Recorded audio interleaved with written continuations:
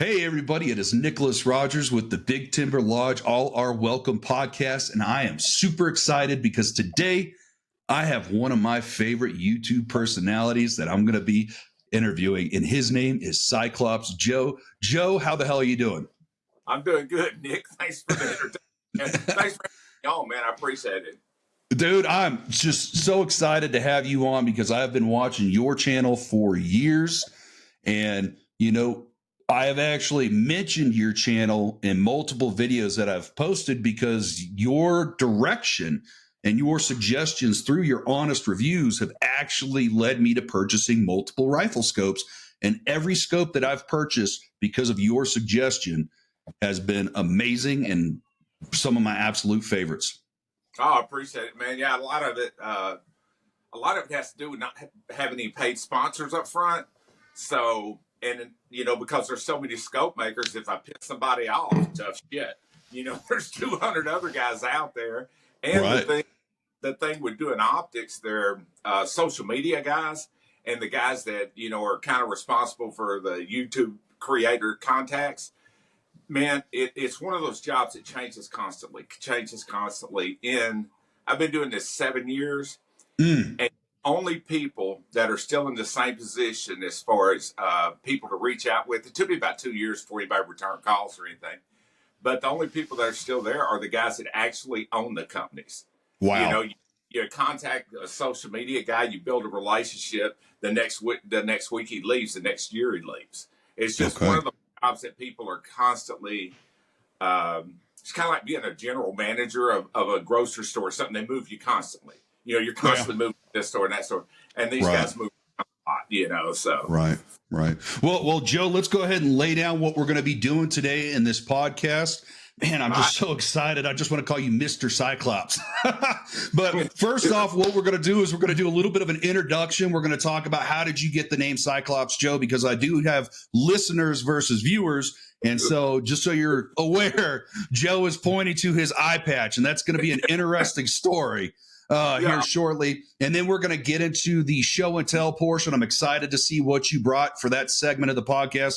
And then also, we are all going to be blessed because Cyclops Joe has one of the fastest growing, what I think personally, in both long format and short format YouTube gun tube channels. And he's going to spill the beans on how he figured out how to beat the YouTube algorithm on his own and by talking with a lot of other gun tubers. So Cyclops Joe, please just kind of give us a background. How'd you get that name? What happened with the eye patch, and what brought you to this point? Well, I got in a really bad fight when I was a teenager. I mean, got the living hell beat out of me, and it did a lot of damage on this side of my face, and it crushed a bunch of nerves and stuff like that. Broke my jaw. It was a thing of beauty, but it took a long time to heal. And then fast forward about 12 years ago. I got something called Bell's palsy. Most people may not know the name, but if you've ever seen anybody, one side of their face goes slack and they look like they have a stroke, it's basically a nerve in your runs over your ear. Who's that big fucker that was on the TV shows? He got that stuff, didn't he? The giant from Game of Thrones. Oh yeah. He had it. George Clooney had it. Sylvester Stallone. Oh man, that bitch that was married to Tom Cruise. That they had the kid with. I can't think of her name. Oh. Anyway, she had it. But a lot of times when you see somebody with a crooked smile, that'll be what it is. But because I was already in my 40s when it happened, and because I had a lot of damage in that, there's basically a nerve. And the best way to explain it is like carpal tunnel. It's a nerve that goes to a very small opening.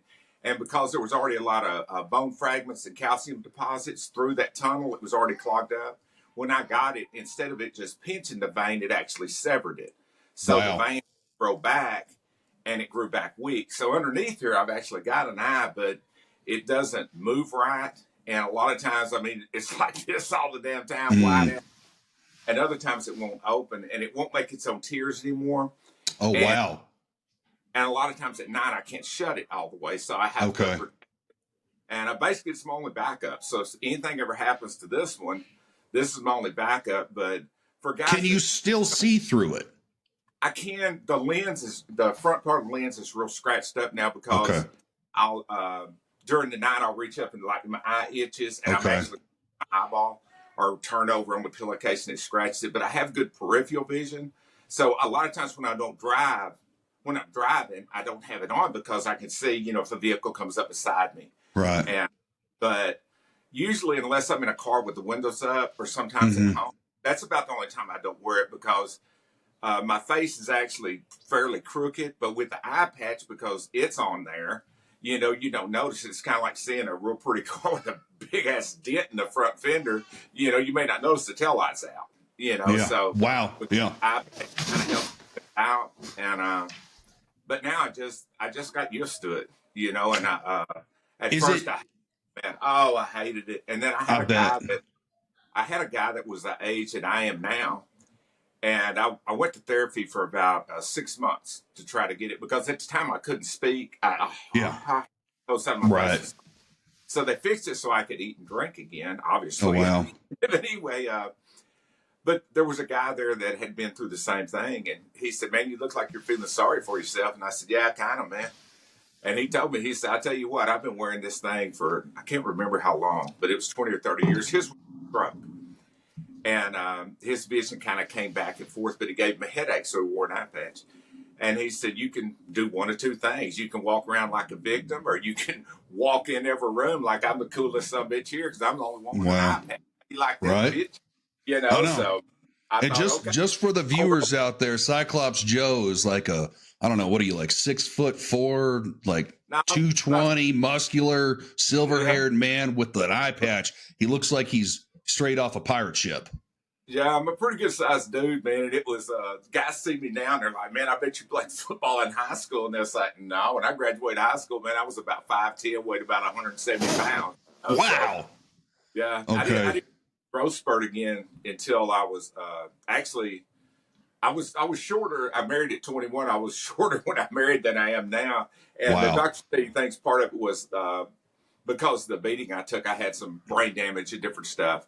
Damn. And a lot of liver damage and all down this side of my body. It was all messed up, but Right. Well, Because that's the thing is I watched your video from like 4 or 5 years ago. You posted why the eye patch and you talked about it, and it wasn't just head trauma. You got the living shit kicked out of pretty much your whole body, if I remember correctly. Yeah, it was, all my ribs on my left side, the major bones in my arm, my shoulder, the jaw was broken several places. I had to be all wired up for a long time, and then crushed my orbital eye socket, and it damaged some of the stuff inside of my ear and stuff. Like, guys, if guys watch my channel, I do a lot of shooting from the bench with a rimfire, but I don't shoot positions.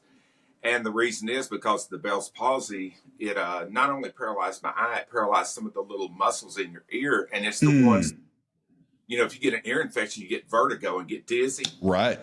And I look through, if I'm looking through a rifle scope and I'm not leaning on something, it's a lot like being a kid and spinning around in a circle and staring up at the clouds. You'll fall over.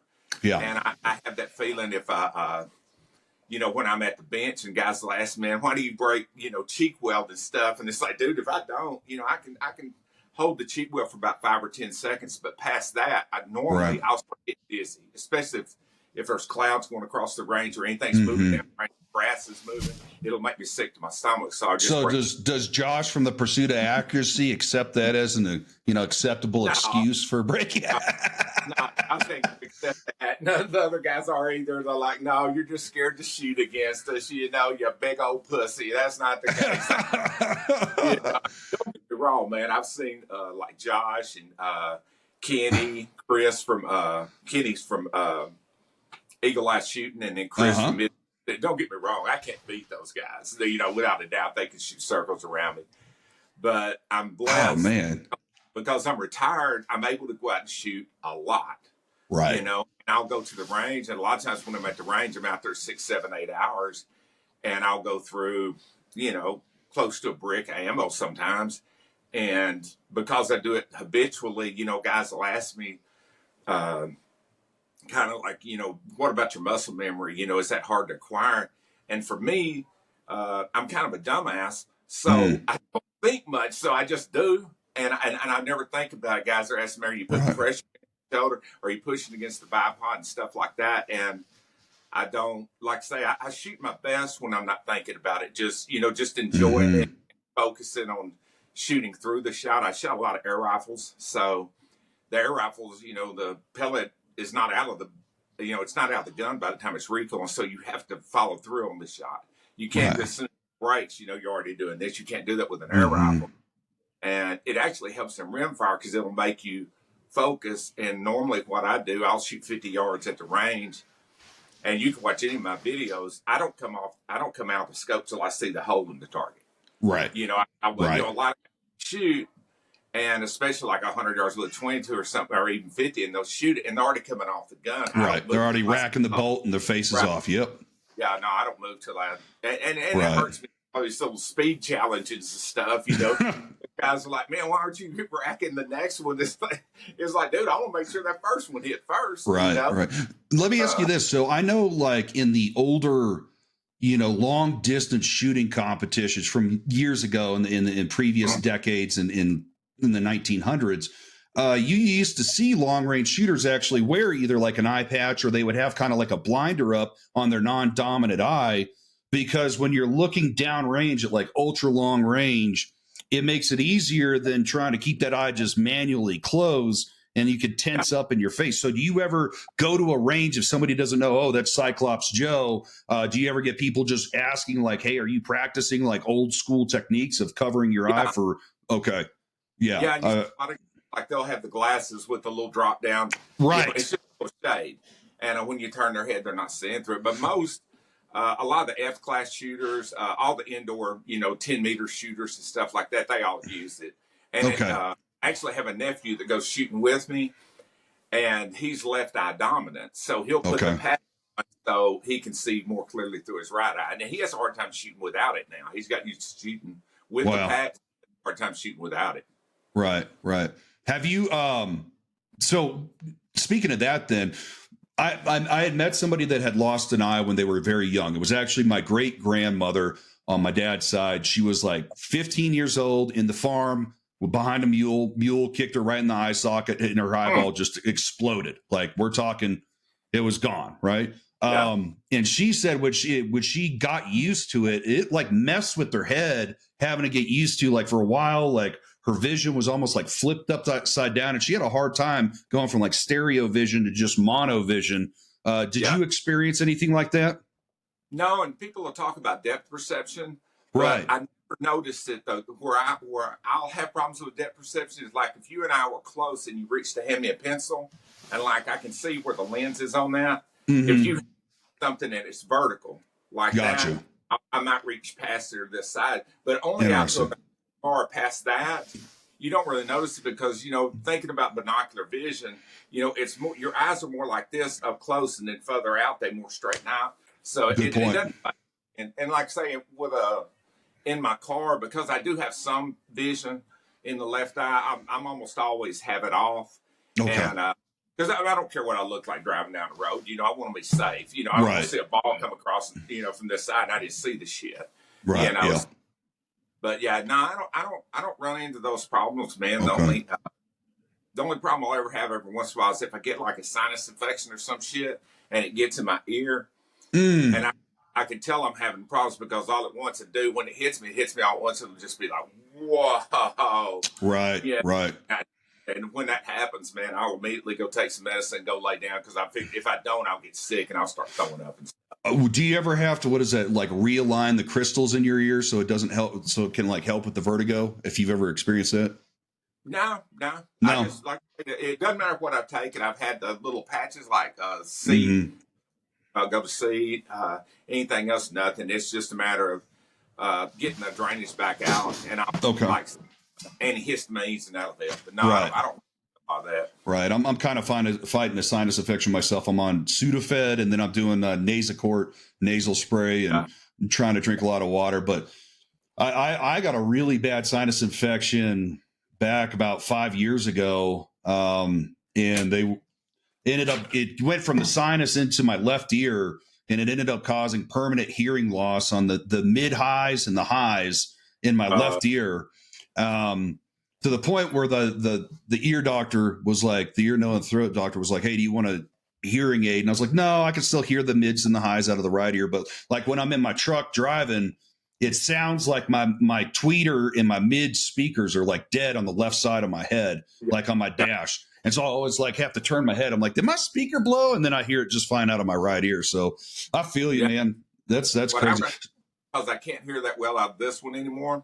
Luckily, this one's fine, but because I can't hear that well out of this one, like if I'm in a crowd or something and somebody says, Joe, because I only heard it from one direction, I don't have the, binocular type vision or, whatever it is out of my ears, I can't locate where it's at. I'll be sitting there turning the circle and I'm looking for somebody else, but I can't tell which direction you are. Right. My wife and I've got a real nice surround sound system. We'll be watching something, a scary movie or some shit, and something will click behind you or something, Yeah. It's just like that. And it's like, for me, right there, That's funny. So, okay. All right. So so that's awesome information about like what happened with your eye, the palsy. I'm sorry that you had to deal with that. You've had some other illnesses though too in the past that you had to overcome as well, right? Can you share a little bit about that with us? Yeah, I had prostate cancer, and they called it. This is about 8 years ago, and I had prostate cancer, and I was lucky in a lot of ways, and unlucky in others, but. Because of my age at the time, I was, 53. Because I was 53, I'm 61 now, but you normally 53-year-old guys don't get prostate cancer. Right. And I wasn't having I couldn't empty my bladder or anything like that. So I went into the doctor, and what had happened, man, and I'm not embarrassed to say it. I was on the way home from work, and I was actually talking to my wife on the phone, and my stepbrother had come over. Man, we were going to sit around a barbecue and stuff like that. And I'm just riding down the road, and I mean, literally, I felt something warm and looked down, and I was just all over myself. I was just peeing all over myself, and it scared the shit out of me. Wow. And because I'm like, holy crap. And you weren't drinking or nothing? It just happened? No, man, I just got off work, hadn't had a drink, and at the time, I wasn't drinking at all, man, and all of a sudden, it hit me, and it scared the shit out of me, man. And because when I felt it and I looked down and realized I was damp, I thought it was blood. I thought it was bleeding or something. Because, you can feel it when your bladder empties. Anyway, yeah. Long story short, went to the doctor, sent me to the specialist, and they did a lot of other stuff. And went in to see the urologist, and I'd had a hernia surgery about 5 years prior to that. One was lower inguinal hernias, the ones that kind of, right next to your nuts type deal. Anyway. And it went fine, but every once in a while I get a little sore right there. Well, I always thought it was a hernia. And then when I went in and they did what's called a needle biopsy, which you don't want if you don't ever have to have it, as soon as he hit it with that first deal, and it just goes in there and takes out a little tiny sample of tissue, and as soon as he hit it, I went, whoa, and he said, what? And I said, that's where I've been hurting the last couple of years. And he said, what? I said, I've been hurting right there. I thought it was the hernia. I mean, hell, I'm a damn guy, man. I'm not peeking around inside and see what's going on. Yeah. I just thought it was a hernia, and but it was prostate cancer, and it was real advanced. And I took my wife with me, and he told me, he said, because of how advanced it is, he said, we need to get it out of there. And I didn't know at the time with prostate cancer, you can either do surgery or chemo and radiation or a combination. But if you do the chemo and radiation first, that takes surgery off the table. If they don't get it with chemo and radiation, you can't have the surgery because the chemo and radiation. I did not know that. Yeah, I didn't either, And anyway, the chemo and radiation weakens the tissue to the point they can't do the surgery later because they can't get you sewed back up. It's like sew together wet newspaper. It won't work. So I opted for the surgery, and everything went okay. And I wouldn't recommend it. You hear about, all the fun things, the leakage and ED, and that shit's for real, you know, but I was actually recovering pretty good. And about 3 or 4 months into it, I got a hernia where the main incision was. And they had to go in and put in a hernia patch. Well, then about 3 weeks later, I coughed, and the hernia patch tore. The patch doesn't tear. It's where it sews in. The patches are tough as hell. But where they had sewed in, it tore. And I Were they had were they putting like a mesh? Is that what you mean by a patch? Is like the mesh that the tissue yeah is supposed to fuse on the mesh or is around? inside of me is about the size of a mini iPad. It's a pretty good sized piece of mesh because they took the old one out this last time. But Okay. what had happened because they did the surgery and they wanted to go in and do some a little bit of radiation. So just to make sure around the fringes, let's clean it up. Mm-hmm. So they did, and it weakens the tissue. So what they were sewing to, you know, they could only do so much, because the tissue was weak. So it would tear. Like I said, the patch won't tear, but the tissue will. And anyway, I just Right. ended up I had that orthoscopic where they make little holes and go in and do everything with the scopes. It's really cool. But at the same time, those started herniating. Wow. So I had to start having those sewed up. And I basically reached the point now where if, a doctor told me there's not enough Joe to sew to anymore. So if I ever have another one, I'll have to wear, and they got some manly word. It's a girdle. Girdle. Yeah. Girdle now Yeah. I'm on. So Right. I'm pretty careful. Like, man, we go somewhere and the guys are like, hey, man, let's unload the cooler. No. Somebody else grab the next. They're like, hey, I'm dude, big as you are. I ain't getting that. Right. Hell no, it's hot enough in Texas in the summer. I ain't wearing no damn girdle. Look that, man. It's hot. Yeah. Yeah. Well, yeah. that's crazy. But the prognosis for the cancer, though, is you are fully healed, right? We don't have to worry about that. Well, if cancer, you'll poke at that bear. But as every year I go in and they do something called a PSA. It's a prostate screening, and as long as mine stays at 0, and thank God it has, because what's scary about prostate cancer is a lot of times it goes diagnosed real late. The majority of the time, you hear about guys that are laid up and they're really, really bad shape. Well, they get it too late and they can't do much with it. Can't empty your bladder right and stuff like that. You get all the infections. Anyway, it just starts dominoing. But it's I don't know, man. It's nothing you want. Right. But I've never had anything above 0. They got it. I've had to go back and they did a couple of little touch-up deals. Okay. And I haven't. Trying to think, I don't have to go back and screen for it anymore. It's just the rest of my life. I just test the PSA because what's dangerous about it is if they miss one little cell and it moves, right? It doesn't grow fast inside of your prostate, but if it moves, like say if it went to I don't know, my your breast, lymph system or something, yeah, it can take off really fast. Right. Because what your prostate is containing it, Mm-hmm. Go somewhere else, it can balloon pretty quick. So that's what they keep an eye out for. Well, okay. Well, that's good to know. And that's how I ended up on YouTube, man. I shit you not. That's what got me on YouTube. Well, that's okay. So this is a good segue then, because you are known as like the authoritative source as scope reviews on YouTube. But is that where you first started off at, was doing the scope reviews, and how did you end up like where you're at now? Because you just said that got you onto YouTube, so I'm kind of wondering, how that connects. Well, actually, man, the scope authority on YouTube is my buddy Ilya on the Dark Lord of Optics. He's national scope designer. He's a scientist. You guys really want to know how it works?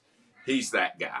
Okay. I'm putting a scope in a fixture, showing it to you, and slapping it around and acting silly. But I do try to be honest with all my reviews. But I wouldn't say I'm an expert. I'm an enthusiastic amateur with a lot of scope reviews. So that's the best way to say it.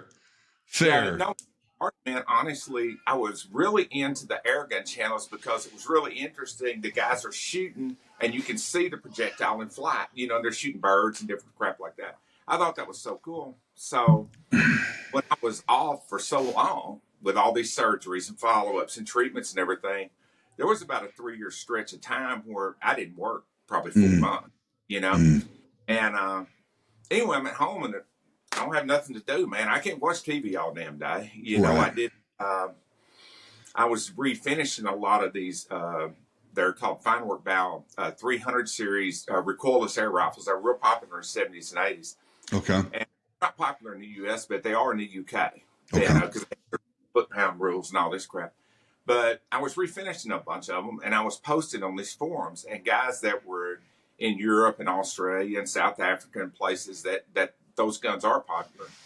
they would email me and ask me, "Hey man, how'd you do this? How'd you do that?" And Mm. because I had a lot of time off, sandpaper's cheap. I'm just sitting around finishing these stocks and stuff and dyeing them and different stuff like that. So I was making all these, putting all these posts up, and it kind of become overwhelming, man, because there was a point where I would get up in the morning and I got 50 emails, and I don't want to answer guys real short. You want to try to help them through it. And I realized there weren't many videos on YouTube about it because I wanted to tell them, man, just go on YouTube and look, Right. And a couple, but they were in a foreign language. Nothing had closed captioning, and it Right. wasn't. Anyway, I got to talk to a buddy of mine, and my wife had just won me, literally just won me. That's the reason I always know it's November, because she had won me on Black Friday the new mini iPad, whatever series that was. I think it was 2 or 3 that year that came out. It was a big deal. She had won it in a drawing. That's awesome. Had a huge amount of storage and stuff, and it was just, I had called him up talking shit to him. Yeah, bitch, I got the new mini iPad. What you get for Christmas, Right. But he told me, man, take that iPad, make a video, and put it on YouTube. And YouTube? And he said, yeah, man, I'm not going on YouTube. And he said, yeah, man, go on. I said, man, I'm not doing that, because it just seems so self-indulgent and silly. When I thought of YouTube, man, I thought of just dumb shit. Guys doing pranks and some of the, jumping crap on bicycles, a bunch of kids there, picking boogers. And, I thought, no, man, I'm not interested in that. And he said, dude, you can put it on YouTube, and when they email you, you don't have to let nobody know you're on YouTube. You can just send them a link. That's smart. Genius level shit. So I made videos, and I made one how to tear them down, how to put them back together, and then one with kind of troubleshooting. And my first tripod was a 6-foot step ladder with a little paint holder out, and my little dog that's laid here on the bed beside me.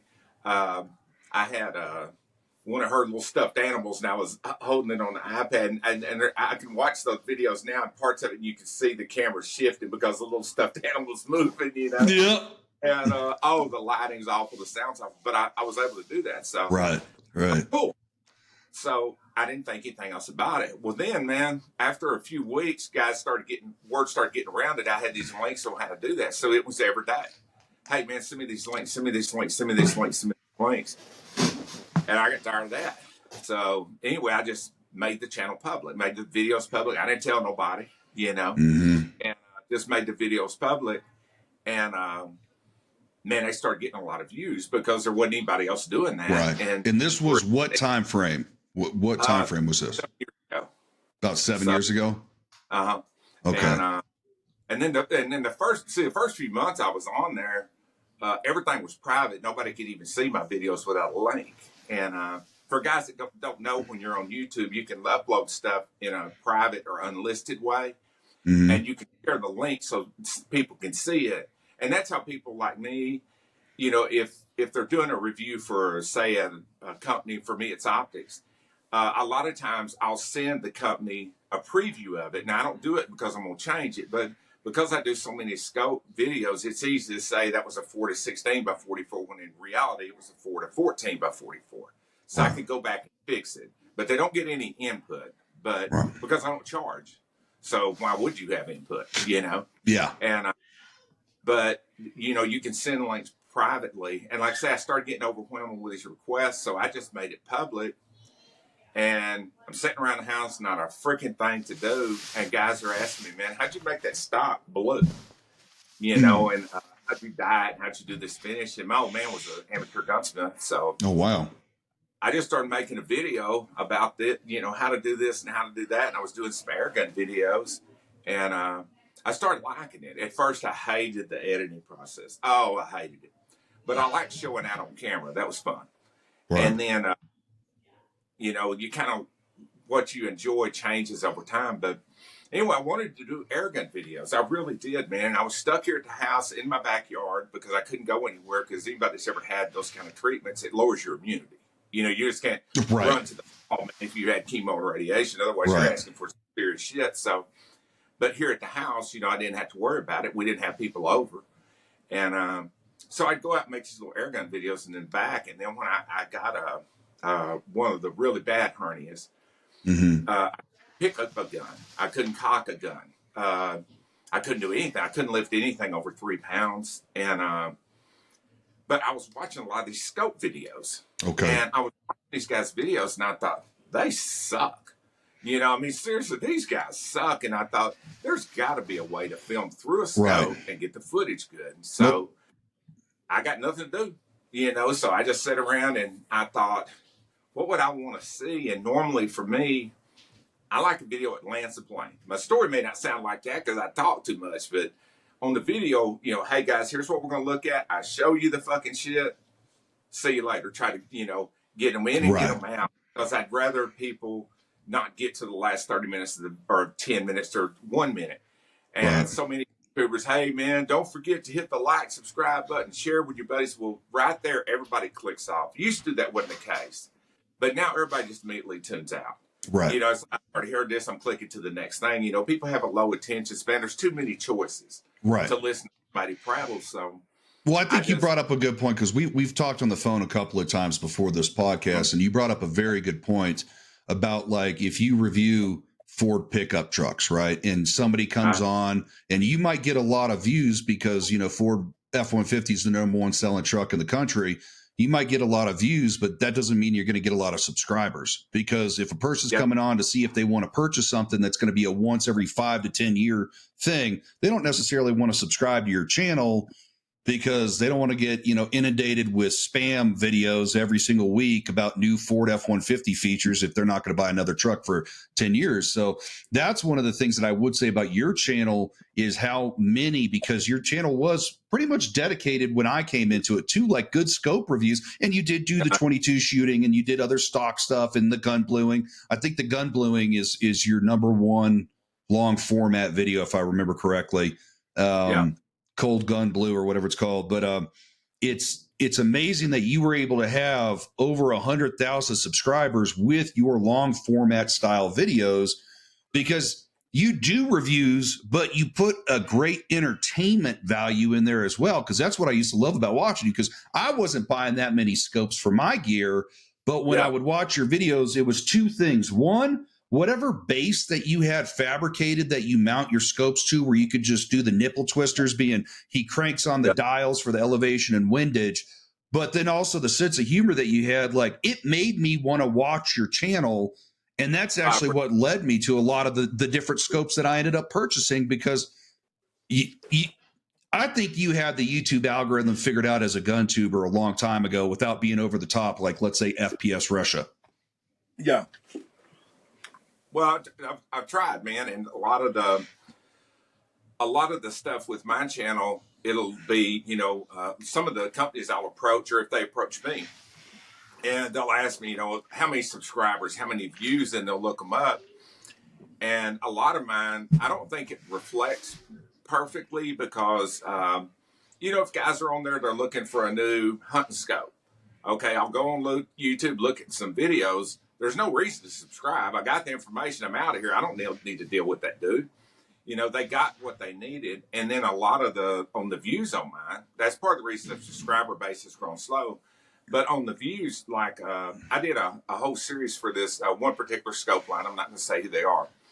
But because I haven't tried their new stuff. So it wouldn't be fair to them. But I had several videos, and several of them were, they had got a lot of views. Well, the scope company had changed hands and the quality had went down bad. I mean, it just plummeted. So I immediately removed my videos. I just deleted them. Well, when you delete them, you lose all those views.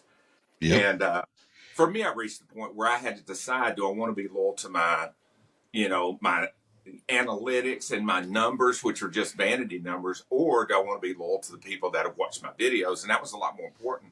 So if it's something that, if I did a video on it, and a good example is Aeon, they're out of business now. So it's not going to, I'm not slamming somebody like that, but they had a great lineup of scopes.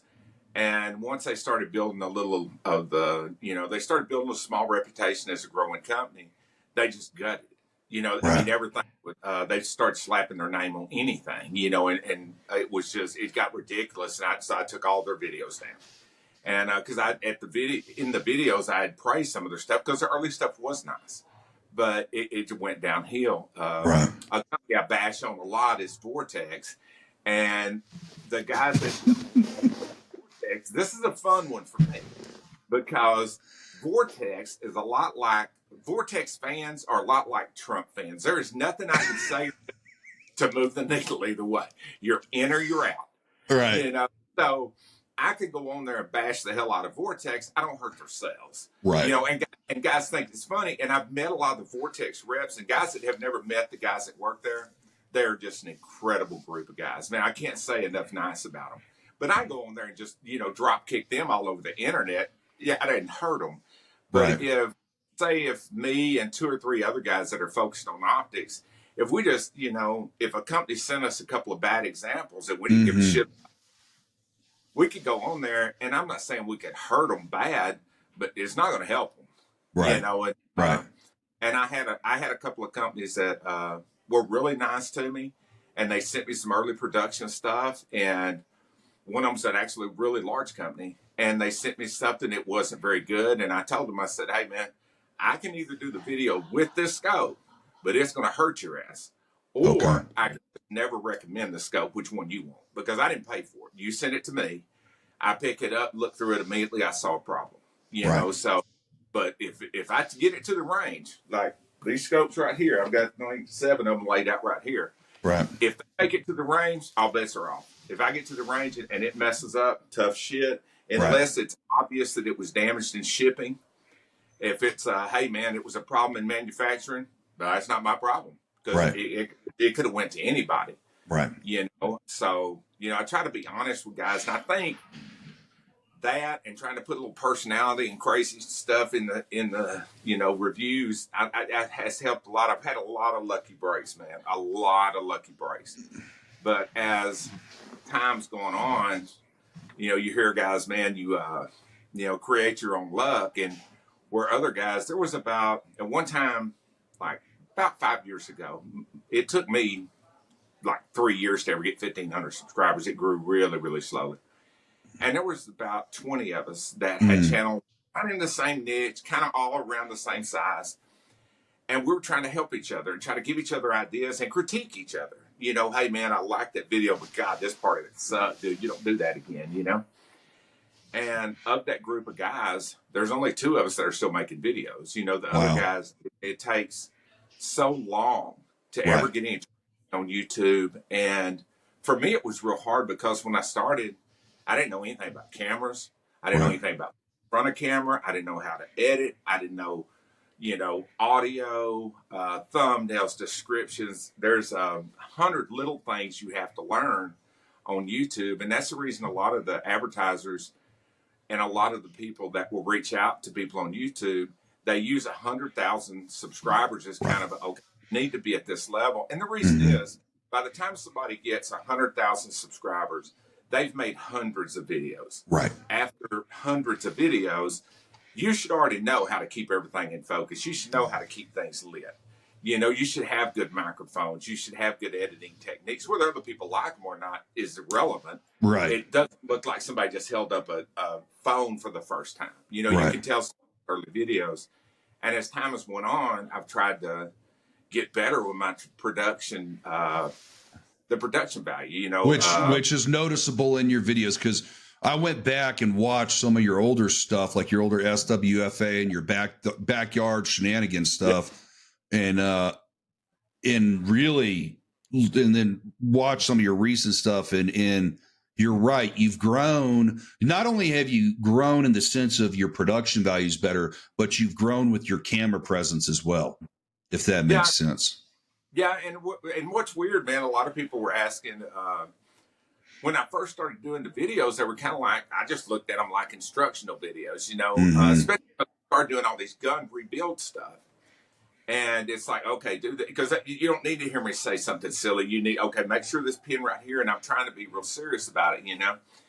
And then when I started doing the scope reviews, after doing about 20 or 30 of them, man, your brain just starts going to mush. And it's like, I'm going to just have to go on here and just be silly to make this shit, you know, and have fun with it. But yeah, everybody gets a little more comfortable after a time, and then you learn to be a little more animated. You know, if I'm just sitting around with the boys in front of the campfire, you know, we're just chilling, drinking a beer. But something that a real good friend of mine, he has a television show, had told me, you know, if you're just shooting videos, if you're not feeling it that day, don't do it. People pick up on it. You know, people Right. pick up on it. You can go to a bar and see a super needy, clingy dude, and the way he talks to women, bitches got it just like that. I mean, they Yep. got you 100, and people that watch YouTube are like that. Where Mm-hmm. 12 years ago, it wasn't like that. There weren't that many channels to choose from. Right. Now, I can't tell you the number of people I meet that will have a kid, whether it's, you know, they're 10 years old or 20 years old. Man, you're on YouTube. Oh, dude, you can make a living at, man. You know, Right. they want to talk to you about it. But then Right. when you tell them, it's not what you think, man. You know, if you need money this year, get your ass out there and move. You know, do something, man. YouTube, the first years, it was nothing but a money suck. And and I stuck with it. I didn't have shit else to do. But if it hadn't been for that, I'd have been out fishing and hunting and everything else. And then after a couple of years, and guys were telling me, hey, man, I appreciate, you know, you saved me some money here. You know, you helped me make the right choices. And I was lucky and had a couple of companies that at the time, looking back, they didn't have any business even messing with me. My channel was so small. Right. But they would send me stuff to review. And a lot of times they would take it and they'd send me something, and then they'd have a self-addressed, you know, envelope. So I'm not out any money. It comes to my house, all I got to do is drop it off at the post office and get it back. And because that's something a lot of people don't realize, you know, and people on YouTube have the same growth curve. Everybody. Yep. Done in is the same thing. I'm never going to get paid off. You can kiss my ass. I'm buying everything with my own money. I'm this, I'm that. I'm here to rescue you from these evil YouTubers. That sounds great. Mm-hmm. So you make a video once a week and realize, for me with optics, if I buy a $500 scope, I'm gonna be lucky to sell it for $350, and I got to ship it. Well, that's $175 for every damn video. You can't do that. Right. You know, that's when I was getting loaners, and luckily I had a pretty nice guns collection, and I was reviewing a bunch of my own older scopes, and friends and relatives that knew I was kind of stuck at the house would bring scopes back for me to do. So it was easy for me to have something to put out and do like comparison videos, this against that. And a lot of those are not on YouTube anymore because one of the two scopes is, you know, it's a model that's no longer offered, you know. And when they drop a model, I drop the video because, you know, it doesn't do any scope any good or me any good for them to watch it. And it's like, hey, man, they don't make this anymore. This is bullshit. Why is this video still up, you know? So. And we kind of talked about this too, especially like with the gun tubers. I mean, I'm not lucky in a sense, but my channel has been up since 2011, and I've been posting stuff for a long time. But I had to delete some of it just when I got out of the military and was trying to get a job in the civilian market. I had some off-color shit. Plus, also, it wasn't good for when you make that decision, because what we're hearing with you is kind of like the organic growth of going from, hey, I'm just going to make a helpful, insightful video channel, to all of a sudden, when was your change with, oh, I can actually start making money? Because mine was about a year and a half ago. I was like, I need to put the focus into this, start dropping videos like once a week. And then I got monetized September of 2022, even though I'd had a channel since, 2011 or something like that. But I had a viral video that wasn't really viral, but it came out in like 2013, 2014 of a motorcycle review that I did. And it was like, I didn't even pay attention to it. I wasn't trying to be monetized. It got all of a sudden, it was like 150,000 views. And I was like, this is a stupid video too. It was just me in a parking lot walking around with like a Samsung Galaxy S6 filming this motorcycle. And I'm like, oh, this thing's like, and it was horrible. You know, I mean, and I put it up. It didn't even have a good description. It was just Yamaha 2010 Yamaha FJR walk around review, and boom, it blew up. And so, so for me, it was about a year and a half ago is when I said, all right, I need to start putting some focus into a gun tube channel. That's the direction that I want to set sail. When was it for you, though, that you said, okay, maybe I can actually start making some money, and your shift went from I'm making helpful videos to now I'm going to start trying to get, clientele or AKA subscribers? About 3 years into it. Like I say, 1,500 subs. I'd already made a couple of hundred videos. Like I said, there's not that many up now for the reasons we're discussed. But a friend of mine that's got a channel called Mountain Sport Air Guns. His name's Dana, and I'm lucky enough that we're buddies. The production value, his stuff, man, it was just unbelievable. Literally unbelievable. I'm looking at what he's doing and what I'm doing, and it looks like I'm filming my shit through a screen door. You know, it's just, oh my God, it's just incredible how good his stuff looks. And he told me, because I'm not a tech guy. As a matter of fact, to this day, I don't own a computer. I do all my editing and everything on the iPads. A lot of people don't believe that shit, but I do, you know. Are you serious? Yeah. Just an iPad. Just an iPad. I'm gonna post one of your, we can talk about it here in a minute, but I'm gonna post one of your favorite videos that you've ever made in the video description when I post this up to YouTube, so people can click on it and see how amazing your work is. And your editing skills, I think, are top notch. They're hilarious. They're fun. They're clean. So yeah, all right. So sorry to interrupt, but I can't believe you just do that all on an iPad. That's crazy. Now they're expensive. Like the one, my main iPad is a 1 terabyte, 12.9 Pro, the new one with the M2. So it's fast. That's not as fast as a gaming computer or something like that. But the reason I got it, man, is I take it with me, you know, and I iPad to the range, and I can do all my footage on my cameras and then hook it into the iPad and make sure I got it. Because if I don't, I can reshoot it. You know, there's a lot of guys that take their cameras out and, you know, they get home and realize, damn, you know, I had the sound wrong. You know, it was peaking too much, or the video footage sucks. And what a lot of YouTubers will do is like, well, damn, it all looks good, but, and they'll post it anyway. I won't. If there's something wrong with the video part of it, or something, you know, noticeably wrong where it's distracting with the audio or something like that, I just scrap the whole project and start over. And anyway, I talked to Dana, and he was telling me, man, you've got to move away from using phones. You've got to get a real camera. And I didn't want to. One thing, they were expensive, and my channel was just starting to break even. And I thought, man, you know, no, man, I'm good with this. And he told me, he said, dude, I'm telling you, you get a real camera, get you a real microphone. I bought a microphone, a little cheap Amazon mic about a year before, and it sounded like shit, but you could hear it, you know. But at that time, like if it was windy, I couldn't film because, you know, you would hear the wind deal and everything else. I had to get super close to the phone I was doing because, you know, there's a lot of drawbacks to using just the phone. But it's a great way to start. But anyway, I talked to him, and we met at a shooting event in person. And we sat down, he showed me his camera, and, you know, it was just, I don't want to hear this shit. You know, It's like trying to teach grandma how to program, you know, the VR or something. You know, and that's the way I approached it. And anyway, so I bought one, got a lens, made my first video, and honestly, man, that one video, I can't remember. I could look back through my videos, tell which one it is. I know it's still up, but it is a huge jump. I mean, just that change made an incredible jump. And then about 2 years ago, I was, like I said, I've been really lucky, man. There's other YouTubers that have helped me a lot because I know nothing about everything, is basically. So I had to reach out to people to find out. And then I had another buddy of mine. He's got a channel called, his name's Kurt Bond. He's got a channel called Bond Precision.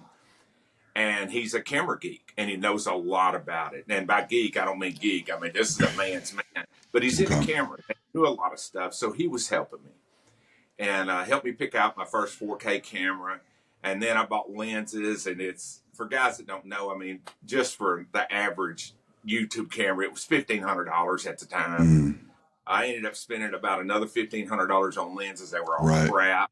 And then about a year ago, I got my first real grown-up lens, and it was the same way. As soon as I made that, I mean, I'm sitting there editing, and it's like, holy crap, look at this. It's so razor sharp, you know. And now, thinking back, if I had to go back to using a phone, and it was the only way I could do YouTube, I would.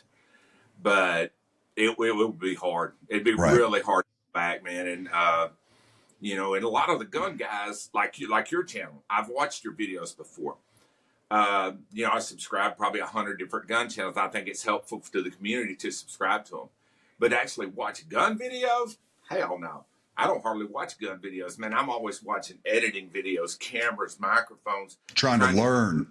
trying to learn because, I'm starting with nothing, and I want to have better production value. And luckily along the way, like I say, I've met friends that have helped me a lot. There's a guy in Dallas right now, Mark the Creator, man. He's been helping me a ton, and his stuff is spooky good. But I started noticing now, as I've done it a while, if I go on there and there's a lot of this wind like this on, on the microphone, or Right. where it's buffeting and all that, or if the color shift on the camera, like, if it goes from blue to yellow and it's always jumping. The white balance doesn't, Right. If it's like that, man, I won't watch it. Unless it's something I got to know this right freaking now. Like how the hell I lower that spare in this new SUV or something. If it's nothing like that, I won't watch it, period. I can't stand to look at it. And it's because I'm critical of my own stuff, So a lot of times, like if I go to the range, I'll have 5 cameras set up, which seems excessive, and it probably is. But I got one camera that's my main camera with the audio, and then I have 2 iPhones set up, and usually a GoPro, and then I'll have a camera down range on the target if I'm doing a shooting video. But the reason I have them now, if there is a problem with one of them, I got it on the others. If this one didn't catch audio, the one that's closest to me did. I can still salvage, the footage, because it's a 45-minute drive to the range. It's 45-minute drive back, and it takes me about an hour to set my fixture up. Right. So, right. Do you bring hot lights with you to the range? Can you bring? Okay. All right. Yeah, what brand hot lights are you using? I use what is that thing? Wellingstone or something like that. It's very well known, but it takes 2 big batteries. Okay. So I can run it off batteries, or I can run it off electricity. Like this one here is a big softbox. I don't bring it, and the wind will blow it up easy. But this other one, it's heavy duty, and it's meant for outdoor stuff. And with the batteries, it'll run about 30 to 45 minutes. It's hotter than hell. You don't want your hand close to it, but I use that. But if it's overcast, it's real easy to do. If it's real sunny, that's when I run into a problem, because I'm in the shade. You can see the sun on the range around me, and it's hard to get that balance. But if I put the light up now, because I fought that for the longest time, and finally it's just like, screw it, I got to start bringing lights. Right. So one big main light, I set it up, and it makes a big difference. Right. And I do want to jump into like your masterclass on how to actually become YouTube famous in both long format videos and short videos here. But it's like, I'm at the point, we've talked about it. I have 3,800 subscribers. I do have the luxury of the fact that I used to do professional photography with like weddings, portrait, commercial. So I understand how to like frame, right? And I understand lighting. Yeah. I got like a ring light up here right now and some other lighting going on to kind of give it a nice natural effect. But I'm still using, like, I have a Samsung S1E3 Ultra. That's what I'm filming with. Sometimes if I want to get like a footage of the target when I'm shooting, I'll put my wife's camera or cell phone down on like a little stand, and then I'll have both cameras filming simultaneously. But the only real thing that I've done so far is I bought a Rode microphone, lapel mic, because that was a major complaint that I used to get in my earlier videos was, hey man, your audio levels are shit. And I was like, man, you're right. And that definitely, that Rode lapel mic helped me go from videos that you really didn't even want to watch, especially if I was at an outdoor range and I'm turned to the camera and then I turn to shoot and I'm still talking and that audio just drops. Yeah, it was horrible. So I definitely want to talk to you about like where you think with like subscriber count, because really view count doesn't even matter anymore with the shorts, but where with like subscriber count, where you should be investing. Because like I want to invest back into like nice digital cameras. I want to invest in better hot lights because I have soft boxes. I have 2 soft boxes that I film when I'm at the house, but they're plugins. They're from my previous photography experience. but where is it a subscriber level that you would advise people that, hey, this is where you need to start taking it more serious, get better gear? Or is it like a return on investment level where you're starting to see a certain dollar amount come back in, and then it's like, hey, in order to play, you got to pay and you got to start investing financially? Where would you say that's all at? I would say, man, if I could go back and redo it, I would have started listening to my subscribers earlier, Okay. because a lot of those in the comments, there's a lot of YouTubers, they get butt hurt real easy. So Mm, I'm not like that. Unless I personally know you, there literally is nothing you can say there's nothing you can say that's going to hurt me. right. I've made a lot of videos about some of the bad comments, because I just think it's hilarious, because it's Yeah. like, you don't have anything else to do but sit around and bash people on YouTube. How Right. pitiful are you? How small is your penis? Right. But if you listen to your subscribers, they'll start telling you, like, because a lot of the subscribers that you have, especially ones that comment regularly, they're not only watching your channel, they're watching other channels in your niche. And, they'll let you know, hey, man, you need to try to get you a good microphone, because you're Mm-hmm. falling the other guys, or you need better cameras or better lighting and stuff. And I started listening to them. And like I say, I had other YouTubers telling me, hey, dude, what you're doing tickles the shit out of me. But you need a real camera, man. You've Right. got to quit running around and get a real camera, and I was still editing on that little bitty mini iPad, because it didn't have very good processing power. There was a lot of stuff you couldn't edit, a lot of stuff you couldn't do, Right. so I had to, start putting money back into it. As a good example, the first Pro iPad I got was about 3 years ago. And that year at Christmas, I bought my wife a brand new regular iPad. Well, all she does is look at emails and go on there and look at, girl stuff. I don't know, whatever the hell girl internet. And she doesn't need a lot of processing power. Well, I bought it brand new, and it was on sale Black Friday, like $350. I told her, I got you a new iPad, and I got me one too. Nice. Well, she saw the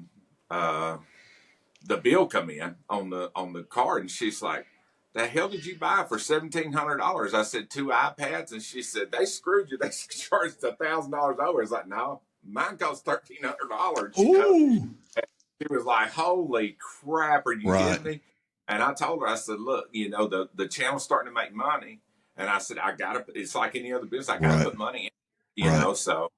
But a lot of times, maybe subscribers will say, but for me, I think on long form content, when you get 100 videos, just 100 videos, you need to start putting money in it. You need to start investing in it, because it takes Right. 100 videos to just get through the real dumb part of learning. It's a lot like Right. I used to bow hunt a lot. And if you start with a bow, you're going to do 100 wrong things. It's going to take you a while before you get all the really rookie shit out of the way. And everybody's videos is to start with suck ass, unless they're like you and they already know how to, Preach. Preach. right. Yes. They know a lot about cameras, or Mm-hmm. they have some kind of background in it. And usually the channels, looking back, the channels that I know that really took off, they just landed on their feet and they just took off. Either they're exceptionally good, like they were a host for a TV show or something like that, and they still have some kind of, they know a little bit about all of it, or they were cameramen, or they were Right. editors and stuff like that. And because guys that are already really into cameras and edit like commercials, or edit, Buddy of mine, Ton Jones, did a lot of stuff for Discovery Channel. A lot of people know him as a personality in front of the camera. But where the other guys are sitting around doing cocaine and pissing off their money when the camera's not running, Ton was learning about cameras, about sound, about and all that stuff. So he's very well versed in a lot of different stuff, because he didn't have anything but time on his hands. If you've ever been watch some film or TV show, it's a lot of downtime. A lot of downtime. And now when I'm around other YouTubers, we'll talk on the phone, and we'll just talk about we talk about the business of YouTube, but a lot of them it's, we'll talk about cameras and lenses and different editing apps and, Right. the settings and stuff like that, especially if you see somebody, Right. they've been watching, all of a sudden you'll see just a quantum leap. A good example is Josh from Pursuit of Accuracy we were talking about before. Right. I watch a lot of Josh's videos because we do kind of some, we talk shit to each other on our videos. And he's a great dude, by the way. But anyway, I was watching his videos, and all of a sudden I clicked on one of his videos. Like, holy crap, look at that, man. This dude looks in focus, man. There's blurred background. It looked beautiful, you know. Right. I immediately called him up. It's like, oh, man, what did you just buy? And he said, it's just a new lens. And it was a really upgraded lens. But don't get me wrong. The guys will ask me all the time. I'll stop at the convenience store. You know, I've got, 2 custom rifles, and, it's just the car's full of scopes. Like right now, I've got, counted before I started, I got 14 scopes in there waiting on reviews. Some of them are $300, some of them are, $2,500. And there's just literally tens of thousands of dollars worth of guns and scopes in the back of that vehicle. And guys are like, man, what's ever going to happen if somebody knocks a window out? It's like, as long as they don't get my camera back, I'm good. Right. Take the guns, take the scopes, please don't get my cameras, because I've got 2. I've got one that's got all my sport cameras in it.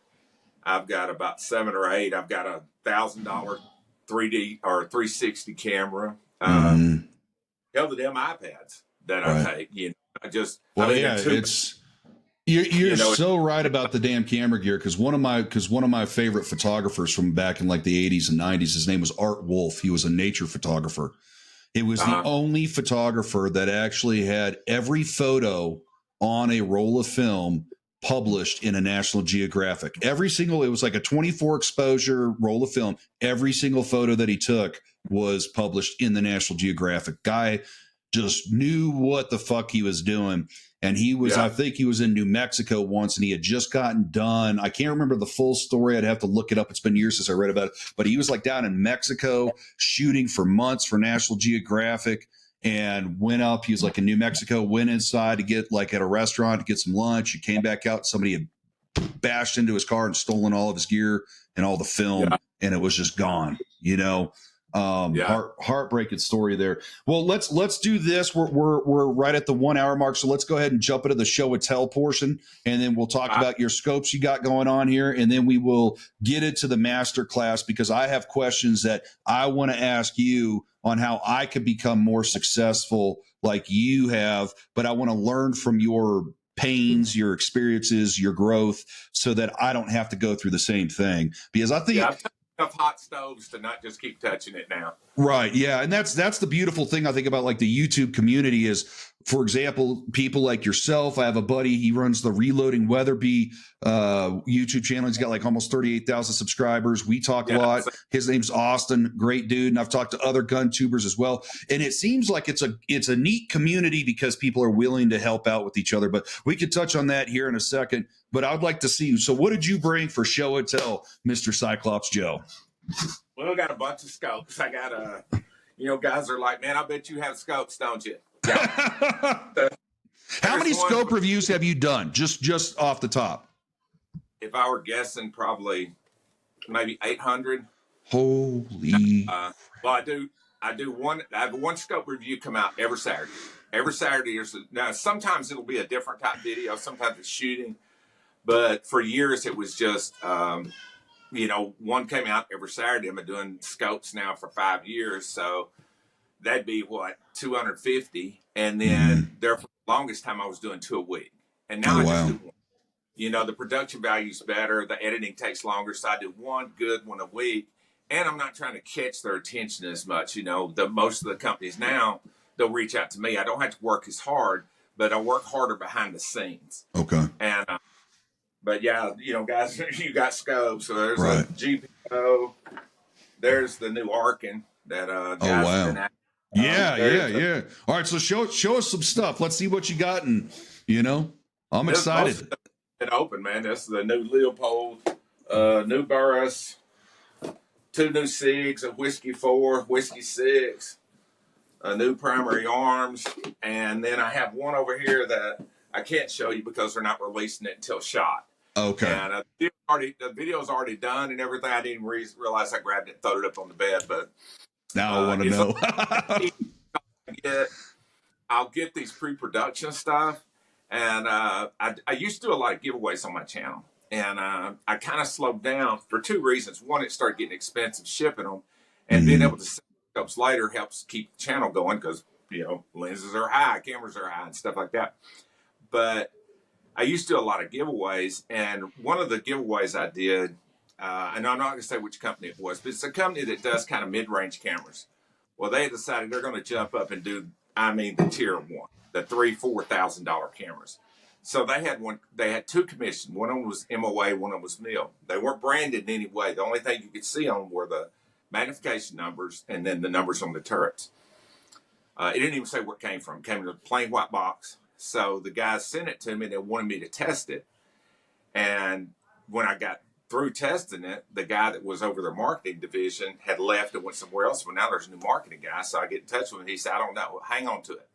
And I said, okay. Because a lot of times pre-production stuff, if something comes out, like say, I don't know, let's say, for example, a new camera or something, they'll have that thing's ready for months, or a new gun or a new scope. It'll be ready for months.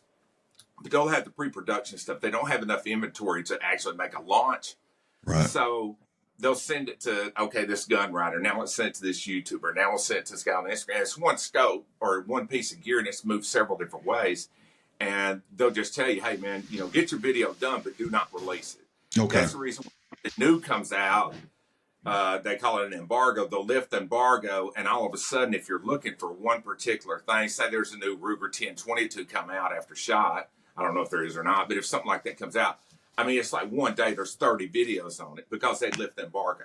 You can put your right. And that happened with the Echelon, that pistol, the Echelon pistol, man. It was like somebody posted a meme. They're like, get ready for the Echelon wave of videos. And sure enough, that got released, and there was 40 of them in my feed. Right.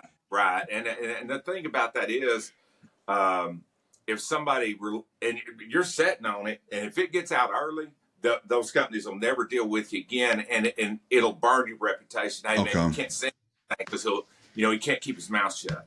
Yeah. And sometimes it'll be something really, really interesting that you want to talk about.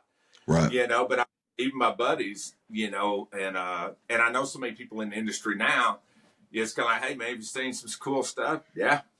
You going to tell me anything about it? Not a word, man, because if that was you, I wouldn't tell on you, so I just bet on it, or if I go to the range and there's guys gathered around, because occasionally I go to the range and guys know who I am. Hey, man, we'll come over, if they want to come over and, talk to the YouTuber and see what I'm reviewing, I'll just have to box it up, put it back in the car, because some of the stuff is like, dude, we don't even want a picture taken of it. Yeah, it's like an NDA, a non-disclosure agreement. You can't break that until the timeline. I'm an affiliate with Blackout Defense. It's the first company I became an affiliate with, and Tom, he's the owner, and he's a DoD contracting company that makes parts for like the missiles, tanks, helicopters. There's stuff he's made that's on the International Space Station. They're a fabrication shop, right? And they use really high-end metals and stuff like that. It's very, very custom, very precise. But he's got into the AR-15 world, and the Blackout Defense ARs are kind of taking the world as another tier 1 level AR, but at a high level, mid-high level price point, so which is nice.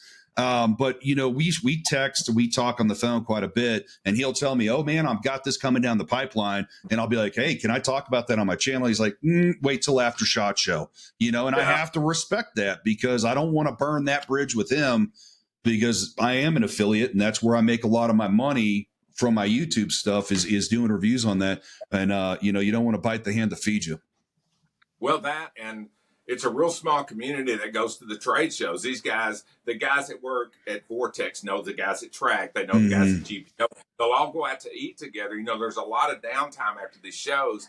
Their families are back home, so they all just go hang out, and they all know each other. So if you get a bad reputation with one, you didn't just cut your neck, right?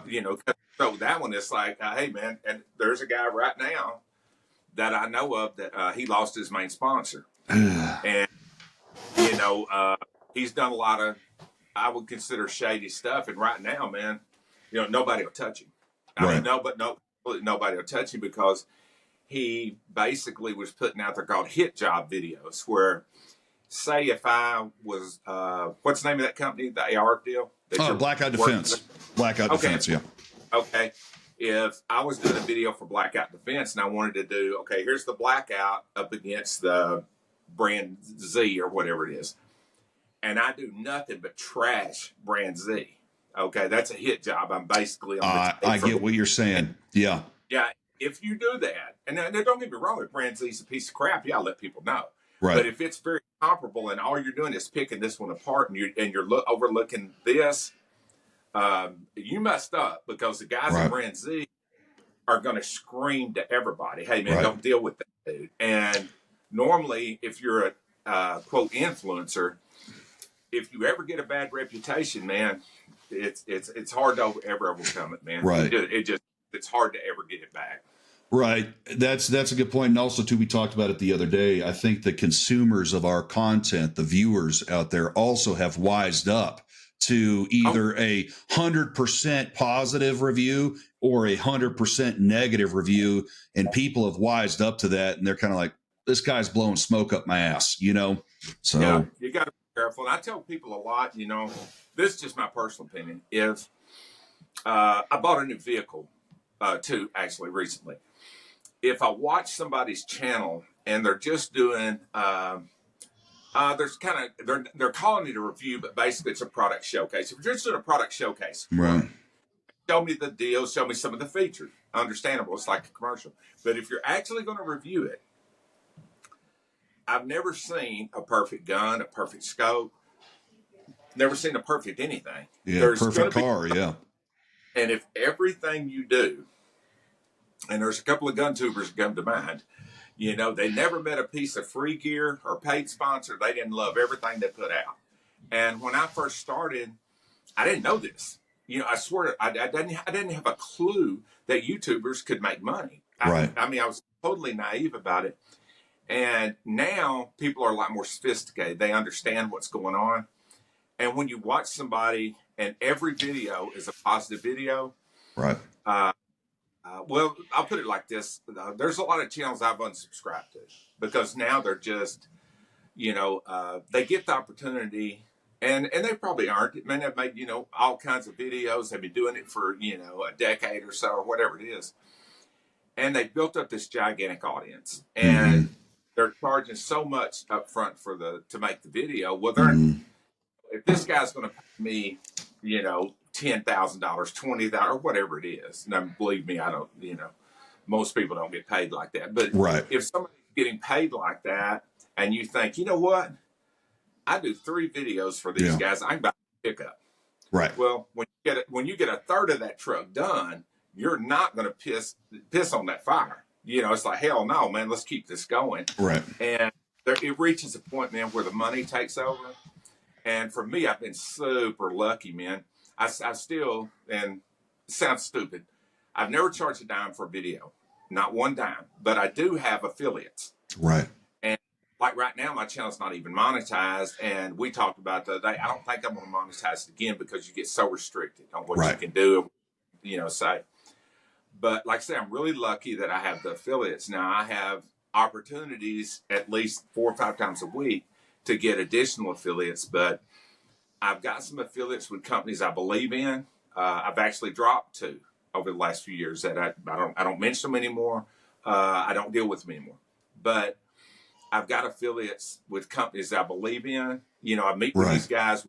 You know, I see them at the trade shows and different events, and I listen because if you start hearing, you know, it looks like they may be putting it up for sale. A lot of times, what will happen right before it goes up for sale, it's kind of, okay, it's still boxed the same.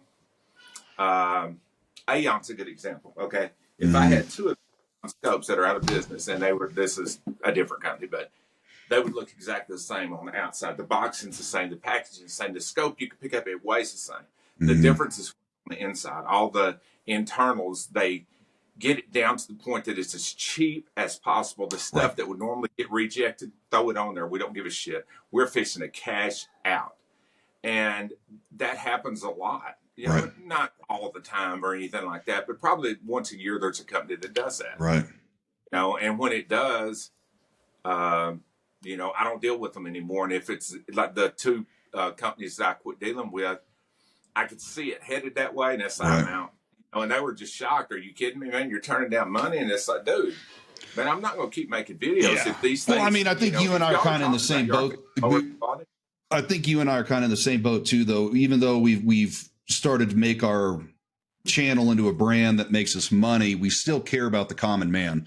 You know, it's not about the almighty dollar for me. And you were mentioning some channels, and there's a major channel that came to mind about the guy that, you know, there's never been a piece of gear that he doesn't like. And he's put out positive reviews on a piece of gear that I own that actually kind of influenced something that I own. And I haven't had a horrible experience with it. It's not been perfect, but a lot of people are having catastrophic failure with this piece of gear. And the company like openly acknowledged, we messed up. We outsourced production of this product to another company that didn't follow quality control lines. But we'll honor our lifetime warranty on this product. So if you have an issue, send it to us. And I've had multiple viewers say, hey, my shit exploded, right? So to speak, catastrophic failure. I've sent it back to the company. They've had it for over 5 months now, and they won't respond to an email. And so, you know, and then I've been watching this guy's channel that recommended this piece of gear, and he has not once addressed the issue. And I'm like, man, that just makes me not want to trust what he is recommending anymore, because he's got a lot of subscribers and a lot of views. He's a good looking dude. And I'm sure he got paid a lot of money for that. And like, you know, it just makes you kind of leery as a viewer. I mean, I don't know. Well, like I say, that's the thing when, because I watch a lot of electronic stuff, and if something comes out, they'll show you, okay, man, I'm just going to show you this particular item, show you the features, show you what it does. Cool. 100% cool. You know, you're just introducing people to the product. 6 months down the line, you've had this thing for 6 months. Now you're going to do an actual review. Right. Do the shit. Let me know the good and bad. Because if I say this is something that is clickbaity for me, but if I'm looking at something, say a Ruger 1022, which is an automatic 22 for guys that don't know, if I'm looking at that video and it's like, okay, 10 good things and 5 bad, I will click that damn video or something. And a lot of YouTube do this, watch before you buy. Okay, cool. But if you're going to put on the deal, watch before you buy, and then I go on there and all it is a product showcase. It's a puff piece, Yeah, well, I'll go on there and I'll put, don't recommend this channel again, so I'll never have to look at that asshole again. Right. Because he got me, you know, okay, yeah, you got me to click, waste 7 or 8 minutes of my life, but you'll never screw me like that again. Facts. And at one time on YouTube, guys, the people that watch it, they didn't have these options. If you sat and you watched a bunch of videos from somebody, especially if you subscribe, they're going to recommend them like crazy until you unsubscribe and push, don't show me this again. They're just going to keep shoving this down your throat. The algorithm's lost. Right. But in a lot of the gun channels, that's how they grew. I mean, some of the channels you know, and it's not just in the gun niche, it's other niches too, that you'll see channels that are just huge, and it's like, how did they get that big? Their stuff sucks. Yeah. And a lot of them, it's like they started YouTube when it first started. Right. There's a couple of channels out there like that. You know, and I don't want to talk bad about his channel, but one of the guys that I used to absolutely I was a fanboy of him, and I still recommend his channel, his old work, to people that want to get into long range shooting, is Tiborosaurus Rex. And he had this Sniper 101 series, and I work with guys that are prior military, prior special forces, and they're like, dude, that series was fucking tits. Like he set up like a beer can at 1,300 yards, and then got up and with just doing his dope book with the first shot with the 338 Lapua, put a hole straight through the beer can. And he taught you how to shoot like that. It was amazing.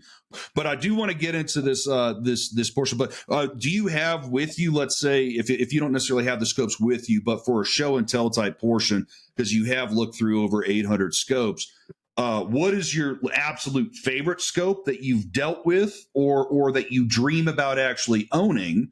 And then, like, what type of application would it be used for, and why you actually think it's so fantastic? And then also for listeners out there, what's a good brand of scope that's like budget level, you know, let's say $700, maybe $1,000 or less, entry point, not budget. Budget's going to be more around like $500 mark, but that's a brand that you would recommend, or a certain, you know, scope. So, well, one on the the best scope I've ever personally owned, and I've owned Smith Bender, Zeiss, Swarovski. I've never owned a Tangent, and I've owned several Night Forces. I've never owned one of the Heinstolts. Those are incredibly expensive. And I've never owned one of the really super high-end Leopolds like Mark 8 and, or military designers. Now, those are all incredible. To my eye, they're all just holy shit, you know. And for me, it would be like, okay, you want to drive this $200,000 Mercedes? Do you want to drive the $200,000 BMW? Or they're all going to be blow me away. So most of the scopes that I do stop at about $2,000 because the guys like Smith Bender, they don't need me saying their shit's good. Everybody knows it, right? You know, so there's not a big push to get something out there unless it's new. But the scopes there's three that come to mind that have really blown me away, and they're all the same brand. And I have no affiliation in any way with this particular brand or with this guy, other than we're buddies. But the Valdatas, I personally think they're IOR scopes in Europe. Well, some of them that he just imports them, and he has his name put on, Valdata. And I'm about 2.5 hours from the Dallas-Fort Worth Metroplex, and that's the area he's located. I've used a bunch of his stuff, a bunch of it, and every single thing that I've seen, including the 2 scopes that he designed from the ground up, every time I look through them, I'm like, holy shit. You know, I'll go to the range and play with just normal scopes. These scopes that I showed you a while ago, play with these scopes, and these scopes go anywhere from about, I don't know, $300 up to $1,200. And some of them are better than others. But every time I look through those, it's like, it's just a whole different level, man. It's kind of like the first time you ever saw a 4K TV. You know, you walk in a front store, it's like, you can take your eyes off that. Right. That's the way stuff is. I've got a 16 power, a G2, and a G2 Mini. And that stuff is terrifying. But they're expensive. You know, they start at about $1,500-$1,600 and go up to about $3,000. They should be good at that price, and they are. You know, the reason that I feel so strongly about his stuff is it's not that I've just shot 1 or 2. I've actually used dozens of them. You know, going out with friends that shoot them, going shooting with them. And long range shooters, Rex, you were talking about a while ago, he's done a lot of videos with Val and working with him and stuff. I don't know Rex. You know, I'm like you. I know him from his shooting series and stuff, but I don't know him personally. Mm-hmm. But Rex was the one that recommended the Steiner that I bought. That was years ago. It was a 3-12 military Steiner made in Germany before I believe they moved manufacturing over to the U.S. as well as Germany, where they have a place up in Greeley, Colorado, around there. And like I said, he recommended that 3-12, and that Steiner is by far the best scope that I own personally. But I've never seen the Valdatas. I'd like to actually see some. They're now they're heavy. Okay. There's not a lightweight Valdata. That stuff is heavy. You know, it's built for I think they're made in Romania.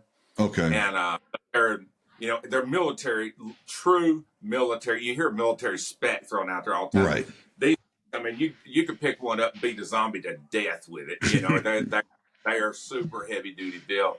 But then again, like I say, the Smith Bender, Premier Marksman stuff is like that. The Leupold Mark 8s, you know, and that's the reason I can't really say that I can't say this is better or anything because I really don't have a frame of reference. I just have this one brand that I've used repeatedly. But when you're talking about brands, I think some of the best brands out there are some of the relatively newer brands. And the reason is guys talk about the Leupold tax. You know, you're going to pay more for it because it's got the gold ring. It's kind of like having a Cadillac badge. You're going to pay more for it. Right. But they earned that. You know, Leupold's earned that through decades of performance. And they have what I think is the best slogan in optics, the best warranty you'll never need. Right. Vortex, on the other hand, for me, now don't get me wrong, their super high-end stuff is really, really good. I've owned 2 of the different razors. I have one of the new ones in the closet in the other room. is really good. But I haven't seen. I'm sure there's guys out there that have seen bad $3,000 scopes. I can't see the difference because I haven't tested them enough. Every time I look through, holy crap! It's like driving 1,000 horsepower car. All feel fast, Right. But the mid-range Vortex stuff I've had just horrible luck with. And now there's other guys that and Vortex sets themselves up to be the heroes. They're very, very smart.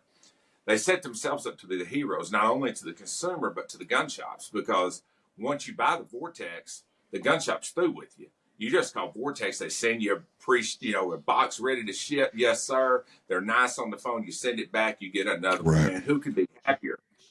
Me personally, because I grew up working, for a living, I didn't have a bunch of extra scopes. So if that scope's off that rifle, that gun's down. It's down, yeah. It takes 2 weeks. For 2 weeks, I can't touch that gun. Right. There's nothing to do with it unless I change scopes around. I need my car on the road. I need a scope on top of the damn gun, period. I don't need something that goes back and forth all the time. And that's what kind of burnt me with Vortex. But there's other people that have had that kind of experience with other brands. It's just for me, Vortex has been the one that's like, Vortex has like their tiers of where the scopes are made. They're like either made in the China, or they're made in the Philippines, or they're made in Japan. And it's like when as you step up in those tiers, the quality is actually there. They all have the same damn warranty, but like you said, you don't want to have to use the warranty. And Leopold has that awesome slogan, the best warranty you'll never have to use. And that's what you want to hear. You want to know that security net is there, but you'll never have to use it. And like my wife, she has a Tika T3X rough country or whatever it's called, back I forget what it is, rough tech. And it's her elk hunting rifle that we have she bought it with her own money several years ago, but because we've had 2 kids since then, she hasn't purchased a scope to put onto it. But we go to like Shields, which I love Shields. It sucks all my money out of me, but we go to Shields and she looks through all the different scopes. And she loves the Leopold. She loves that fire dot, that Sipple duplex with the fire dot. That's what she wants. And I think it's a Mark V or something like that. But we'll have to figure that out one day when she actually feels like she might actually go elk hunting again. They're really good, man. And the thing for me, this is a good example. This is who Vortex is in a nutshell for me, and it's 100% true. When the Strike Eagle had come out, a buddy of mine bought 2, and another buddy of mine bought 1. They were all 3 out at the range because I didn't have one to test because I'd already bashed Vortex. So, of course, I'm not on the Christmas list. I'm not mad at them, but I'm not on the Christmas list. So these guys had bought them and asked me, do you want to do it? You want to get mine for the video? Oh, absolutely, man, because any Vortex video gets a ton of views. So, and I wouldn't do it as a hit job. I put the first 2 in the fixture. One of them, the turrets didn't turn. The other one, the side focus was broken. Brand new out of the box. The guy sent them back. The third guy got his in the eyepiece. When you went to move it, it just wobbled like crazy, which is going to change the point of impact. So 3 for 3 are bad. These guys send them back. The guy that got 2 back, when he called me, he lives fairly close to me. About 2 or 3 weeks later, it wasn't a long time.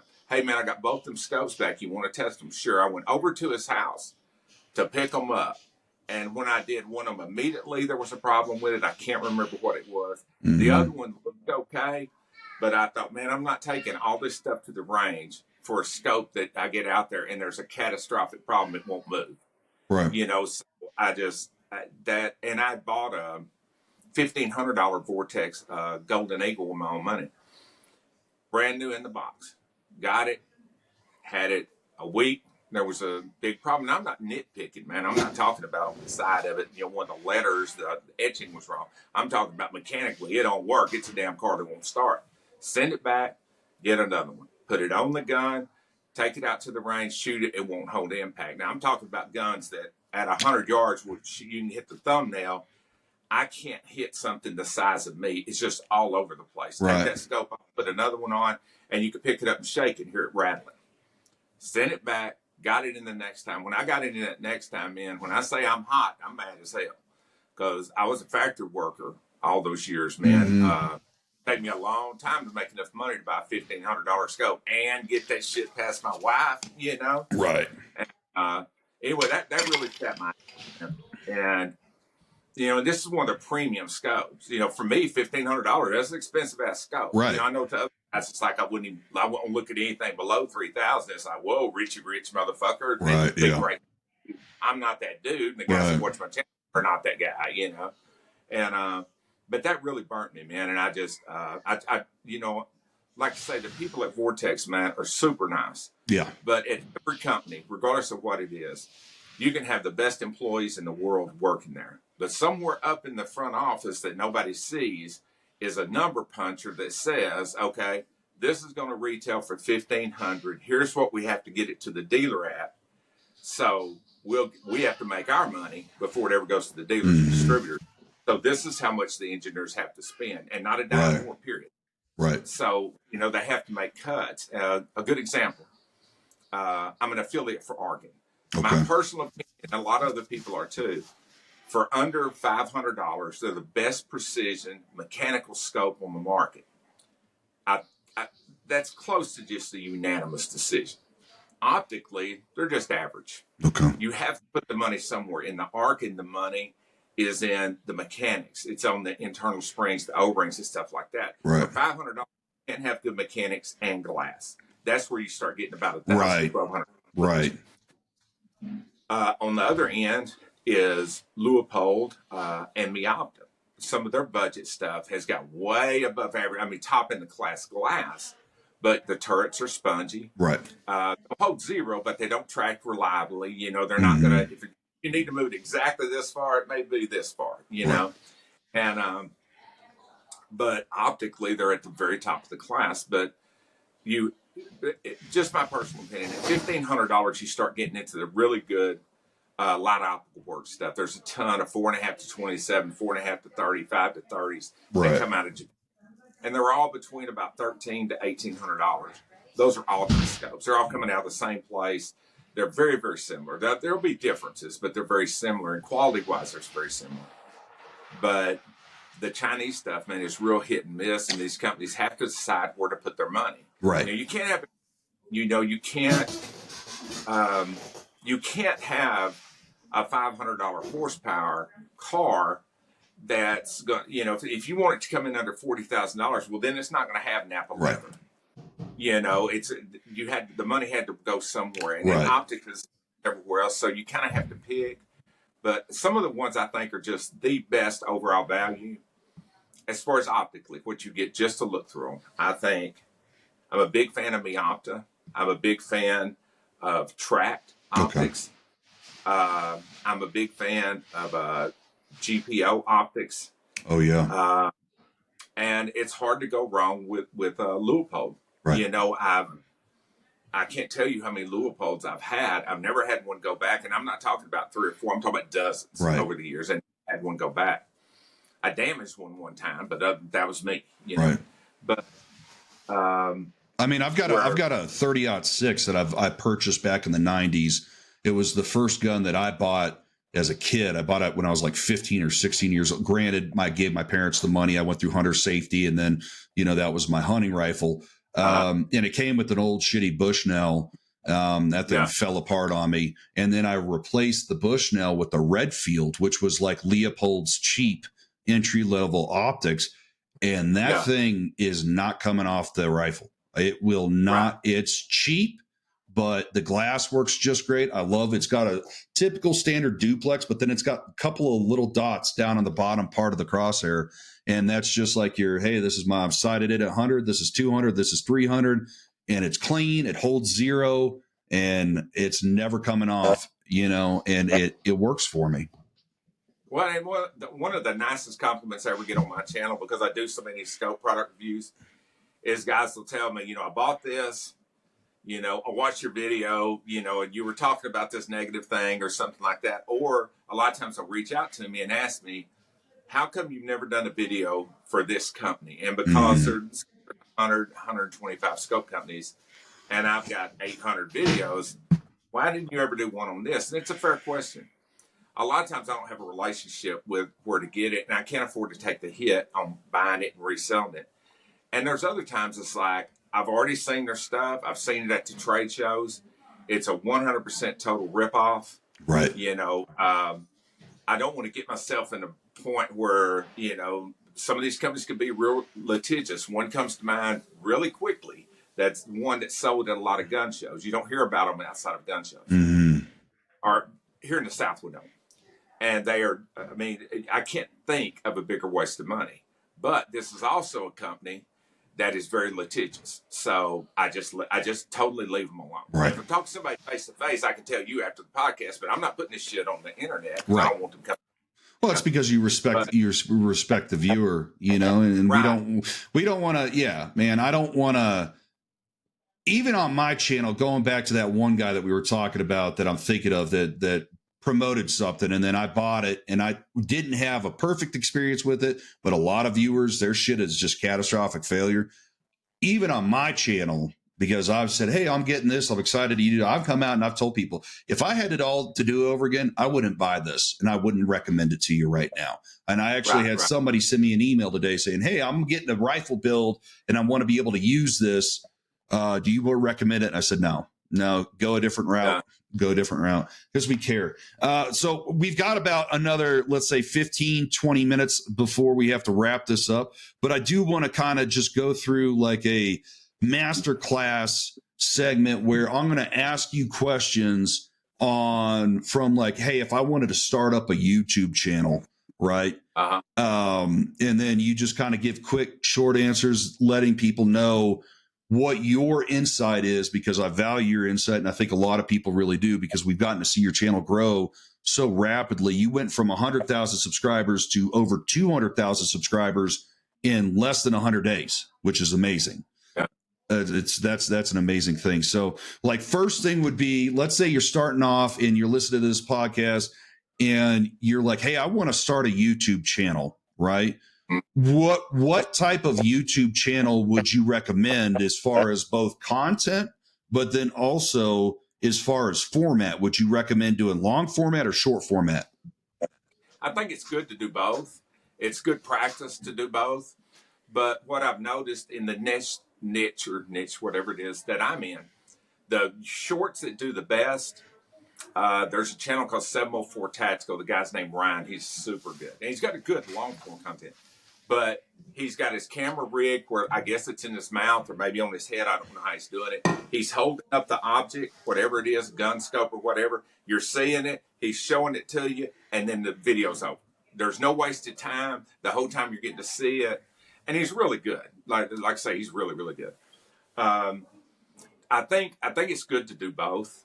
And the biggest thing that holds up a lot of guys is there's a YouTube kind of tutorial channel, and their big slogan, you got to push record. That's it. You got to push record, man. You can't sit around worrying about how's the lighting going to be, how's this. The only way you're going to experience is push record. I can sit around and read all day long about how to play guitar.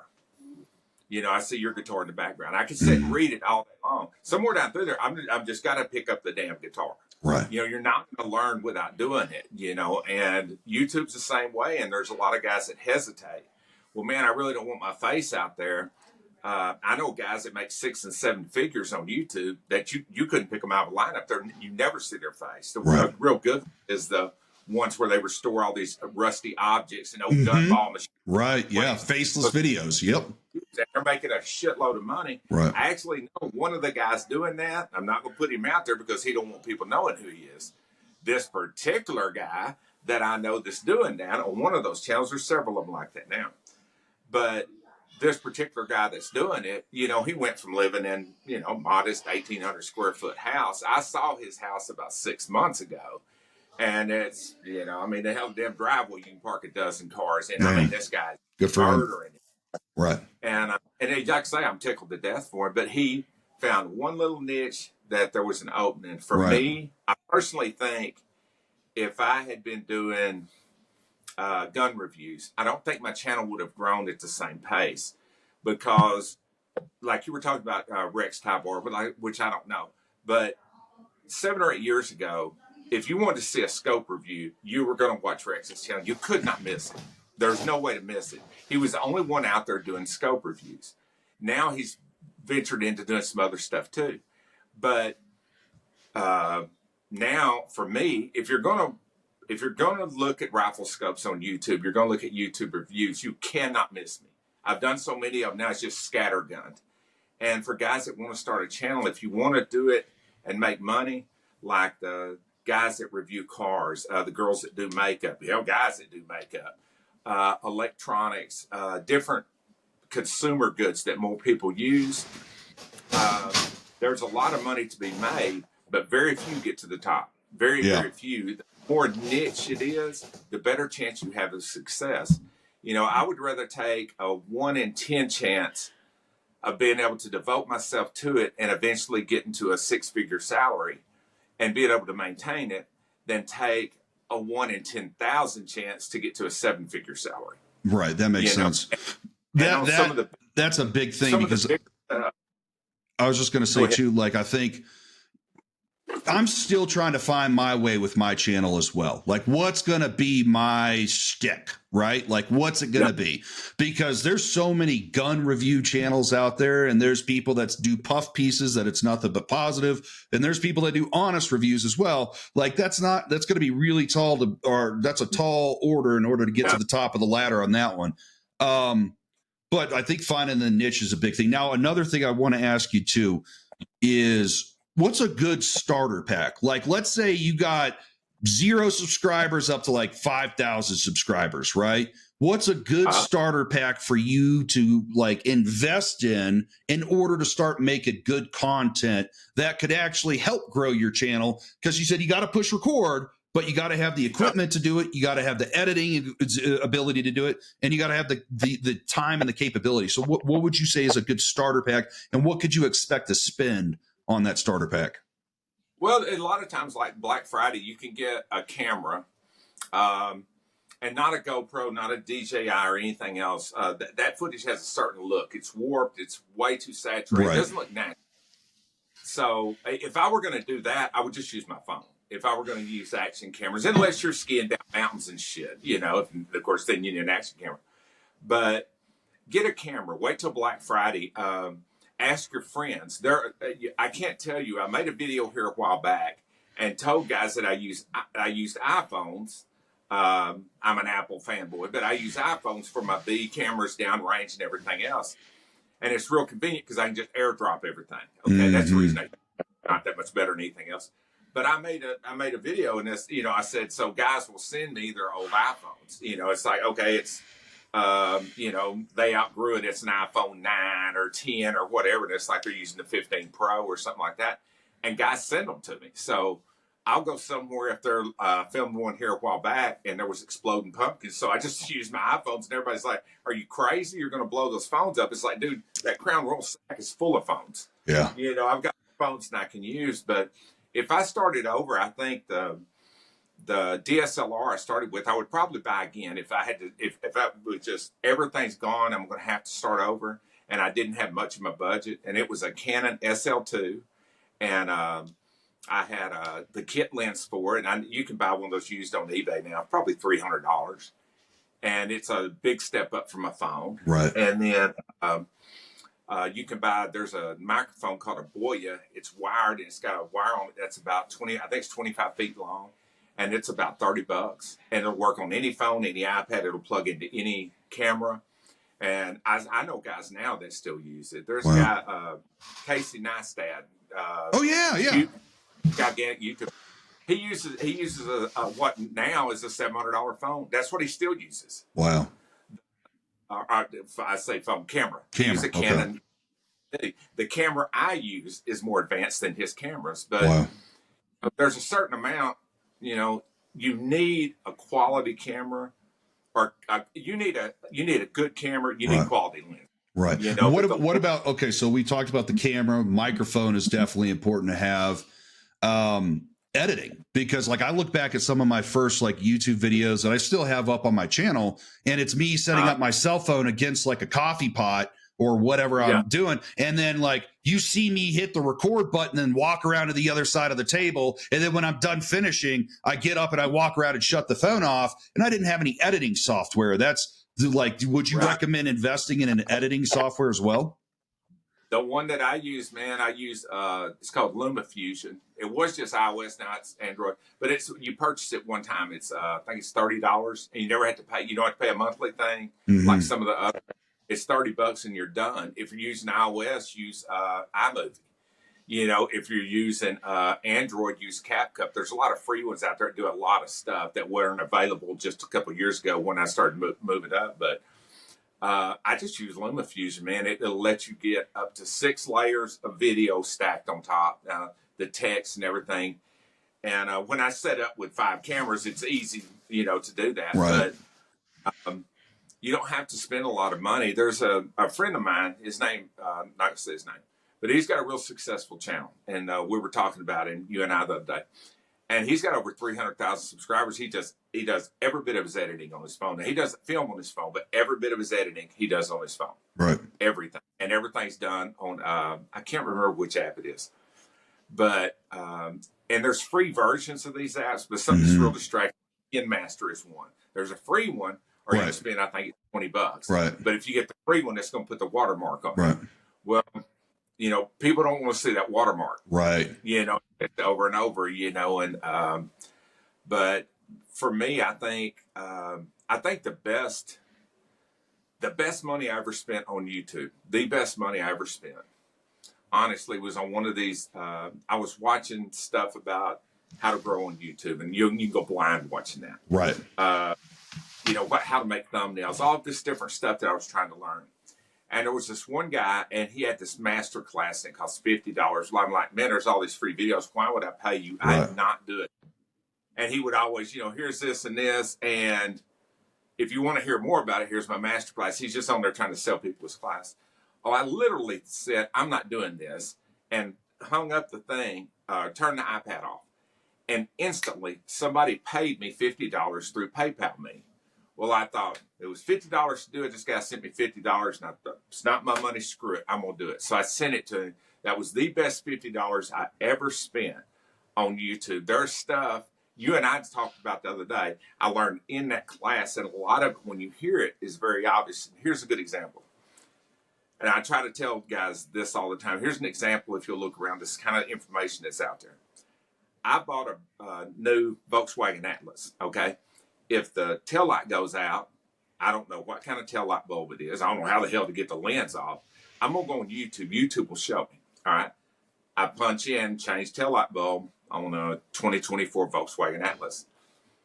15 videos come up on the side, about 4 or 5 you can see. The first 4 or 5, there's one that's 12 minutes long. There's one that's 17 minutes long. There's one that's 3 minutes long. There's another one that's 9 minutes long. Which one did you click on?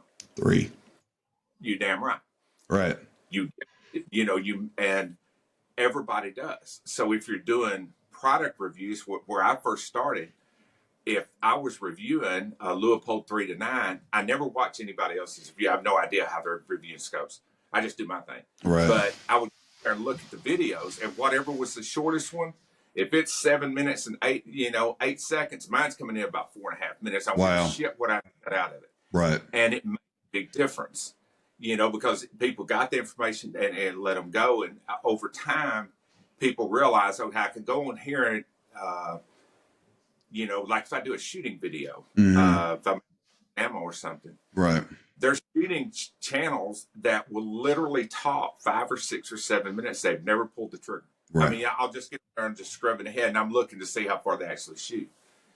On mine, within well under a minute, and I try to get it down to under 30 seconds, I'm pulling the trigger. Right. That's what they came on to see. They didn't come on here to hear me talk about the kind of stuff we're talking now, you know, where there's some more laid back. They just want to get the information. Is this shit leave? And that makes a big difference. And when the video's over, a lot of my people are like, damn, dude, you just stopped the video. And it's like, there's nothing left to say. I don't need to say, you know, at one time you need to tell people to subscribe. Now people know what that subscribe button is. They know what the like button is. Right. They know what the description is. They know how to get the extra information. You don't have to tell them anymore. I think that's a good point too, with people that are wanting to get started or they're frustrated because they're a smaller channel like myself. because we watch, or YouTube pushes channels into our algorithm that with people that have a couple million subscribers, people aren't just watching those videos to see the products. That those people have become a personality that those people want to actually kind of like hang out with, and they can do like longer format videos where they're just bullshitting on a ranch, like Demolition Ranch and whatnot. He's a great guy, awesome dude. But it's more like your videos, you're just like hanging out with them. Where if you're a nobody and people are coming to see your scope review or my Glock review, they don't know me. They don't know you're much larger. You've become a personality, but they don't want to hang out with me. They just want to see me shoot the fucking thing and then talk about it and give my honest opinion. And I think that's something else too. I think you're nailing it right on the head when you're first starting out. Keep it short and simple. You know what I mean? That's it. Make it as long as it needs to be and as short as possible. You need to have those two things in mind, especially doing product reviews. Now, if you're on there and you're showing people the sites at, a particular town or country or something, sure, they want to see it. They tuned in knowing, or something that's really interesting to me. It's retarded because I don't want one. Are these little tiny houses? Yeah. I see little tiny houses, and it just fascinates the hell out of me how they get everything in these small structures. But most of those channels are really well made. The RV channels that will get recommended are really well made. And a lot of YouTubers take the approach that the algorithm's keeping me down. It absolutely is not. No. The best channels are top. Right. What's keeping me down is inexperience. You haven't done it. Haven't had a chance. Right. You're consistent. Right. If you want to see if the algorithm's keeping you down, start up a PayPal or something, some other place, a Cash App, and post it in your video descriptions even before you're monetized. And if you're making $1,000 off of each video and you only have 100 subscribers, then maybe the algorithm's keeping you down. But if you've got 2,000 subscribers and you maybe make $50 every 3 months off your PayPal, it's not the algorithm, it's your content. Yeah. And I'll tell you something else, man. And I think this is one of the things that discourages new YouTubers worse than anything. And as a matter of fact, I don't look at mine anymore. I deleted it off all of my the apps, and it's YouTube Studio, and in there you can go see, how many subscribers you're growing. Is it analytics? And over time, man, it's real self-destructive. It's kind of like I'm very overweight, but if I start trying to lose weight, which I'm not, but I need to. But if I was losing weight, and I'm looking every single day, there's going to be days my weight's going to go up, and it's discouraging. There's going to be days my weight's going to go down, and I'm like, hell yeah, I can, let's go get that burger. My weight went down. And if you sit and watch your analytics all the time, it can be very discouraging. I lost over 1,000. My channel was at 205,000 subscribers here a while back, and I got a strike. Now it's down. It just now got back to 204. But I lost 2,000 subscribers in just a couple of weeks. And what happened was they were only showing my stuff to people that are subscribed. And, they're not promoting your stuff because it's like, okay, look, we just told you you're screwing up. We're not going to give you a bonus after you screwed up. Right. After a while, it will come back. But I think one of the most destructive things you can do is watch your analytics too much. Right. Worried about, did I lose a subscriber? Did I gain a subscriber? Right. A lot of it, man, a lot of people take it personally. It has nothing to do with you.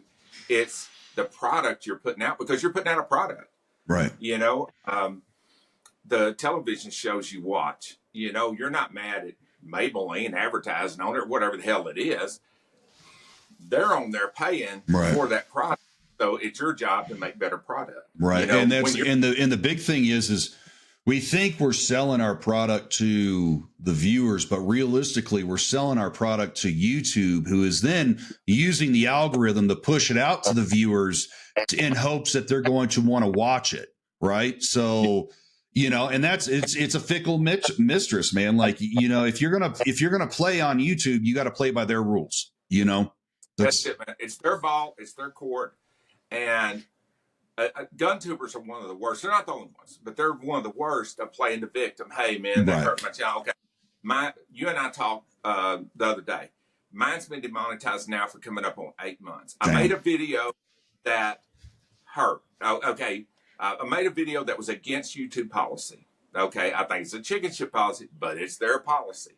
Okay, I could sit and cry and whine. They froze my channel. I'm losing subscribers. I'm not growing because they're not promoting my stuff. Or don't do that shit again. Right.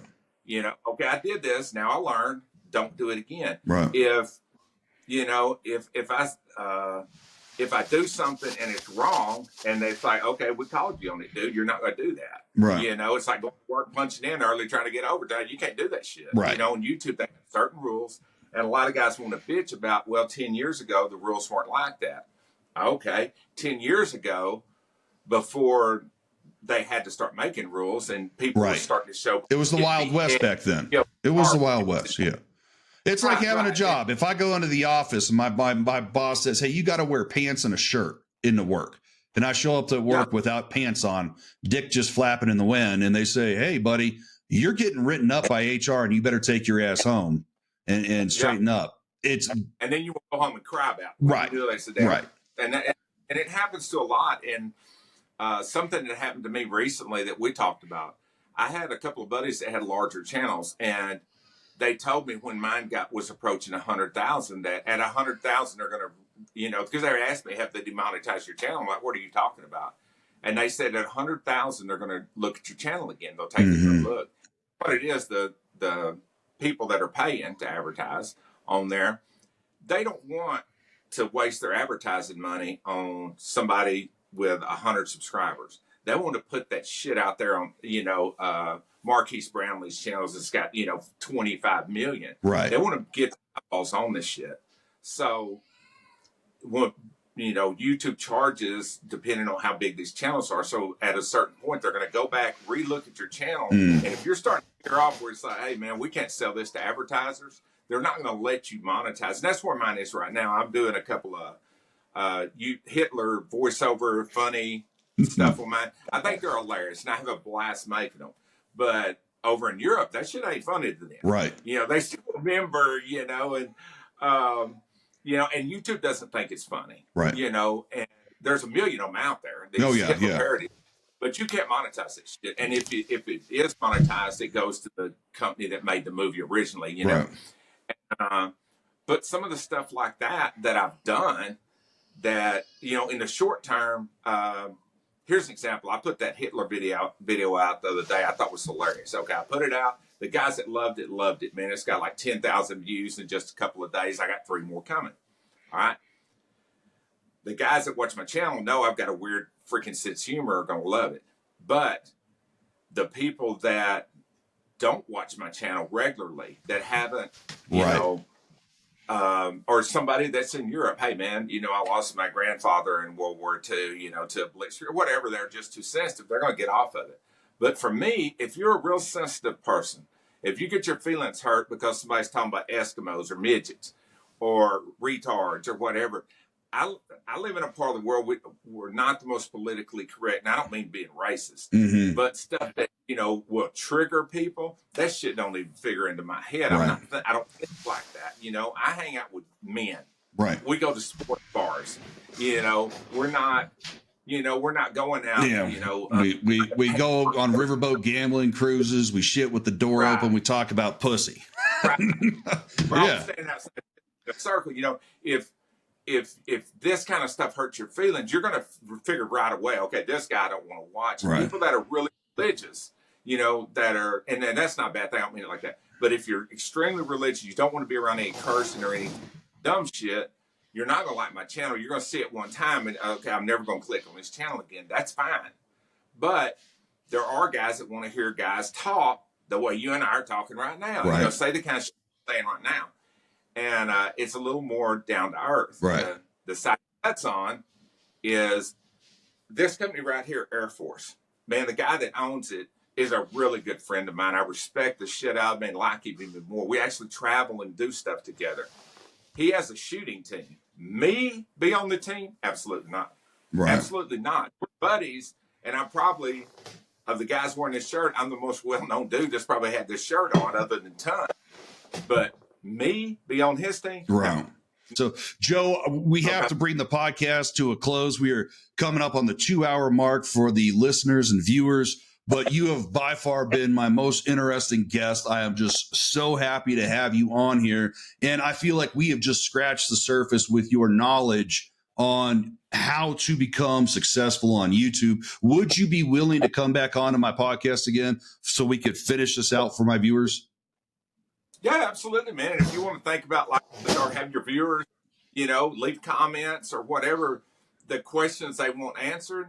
I don't have all the answers, believe me, but I've made enough wrong choices that I can try to steer people away from, okay, this, this right here, I don't know if that'll help you. This right here is a disaster. Don't do that. I've made most of the disasters by now. I'm that guy at a bar when the girls are walking up to, I'm not pretty, I'm not smart, I'm not this, but a lot of the butt stuff. I'm bathed. I've got all my teeth. I can eat when I need to. I've got some decent clothes. I don't have body odor. So the stuff that's just a deal breaker, I try to eliminate on my channel all the deal breaker stuff. Yeah. I like his channel, but I like his channel, but. Right. And, like there's channels. I like their channel. The audio sucks. I like their channel. The video. If you have a channel and it has that one big but, everybody's saying the same thing. I like what he does, but that's that big one brown long tooth. Right. Nobody's gonna watch it. Right. Well, you hear that, y'all. If you're on the YouTube, you can leave some questions for Cyclops Joe, which tickles me pink. Just don't be asking him to go and watch all your videos and whatnot, and because he doesn't have enough time to do that. Because how many scopes do you have sitting right now that you need to do reviews on? I think it's 14. Whoa. Okay. All right, Joe. And I've got 7 videos filmed. I still got to edit. Wow. So that's what I'm gonna be doing. And it's weird, but I like to edit when there's no noise. I'll just put my headset on and do my thing. And a lot of times, when my buddies will call me, hey man, I called you about 10:30 this morning. Where are you? I'm asleep. It's like asleep. Yeah. And yeah, man, I'll stay up till 4 o'clock in the morning because the house is quiet. Right. I'll just have the puppy in there. We'll just sit in there and she'll lay there and sleep and I'll edit.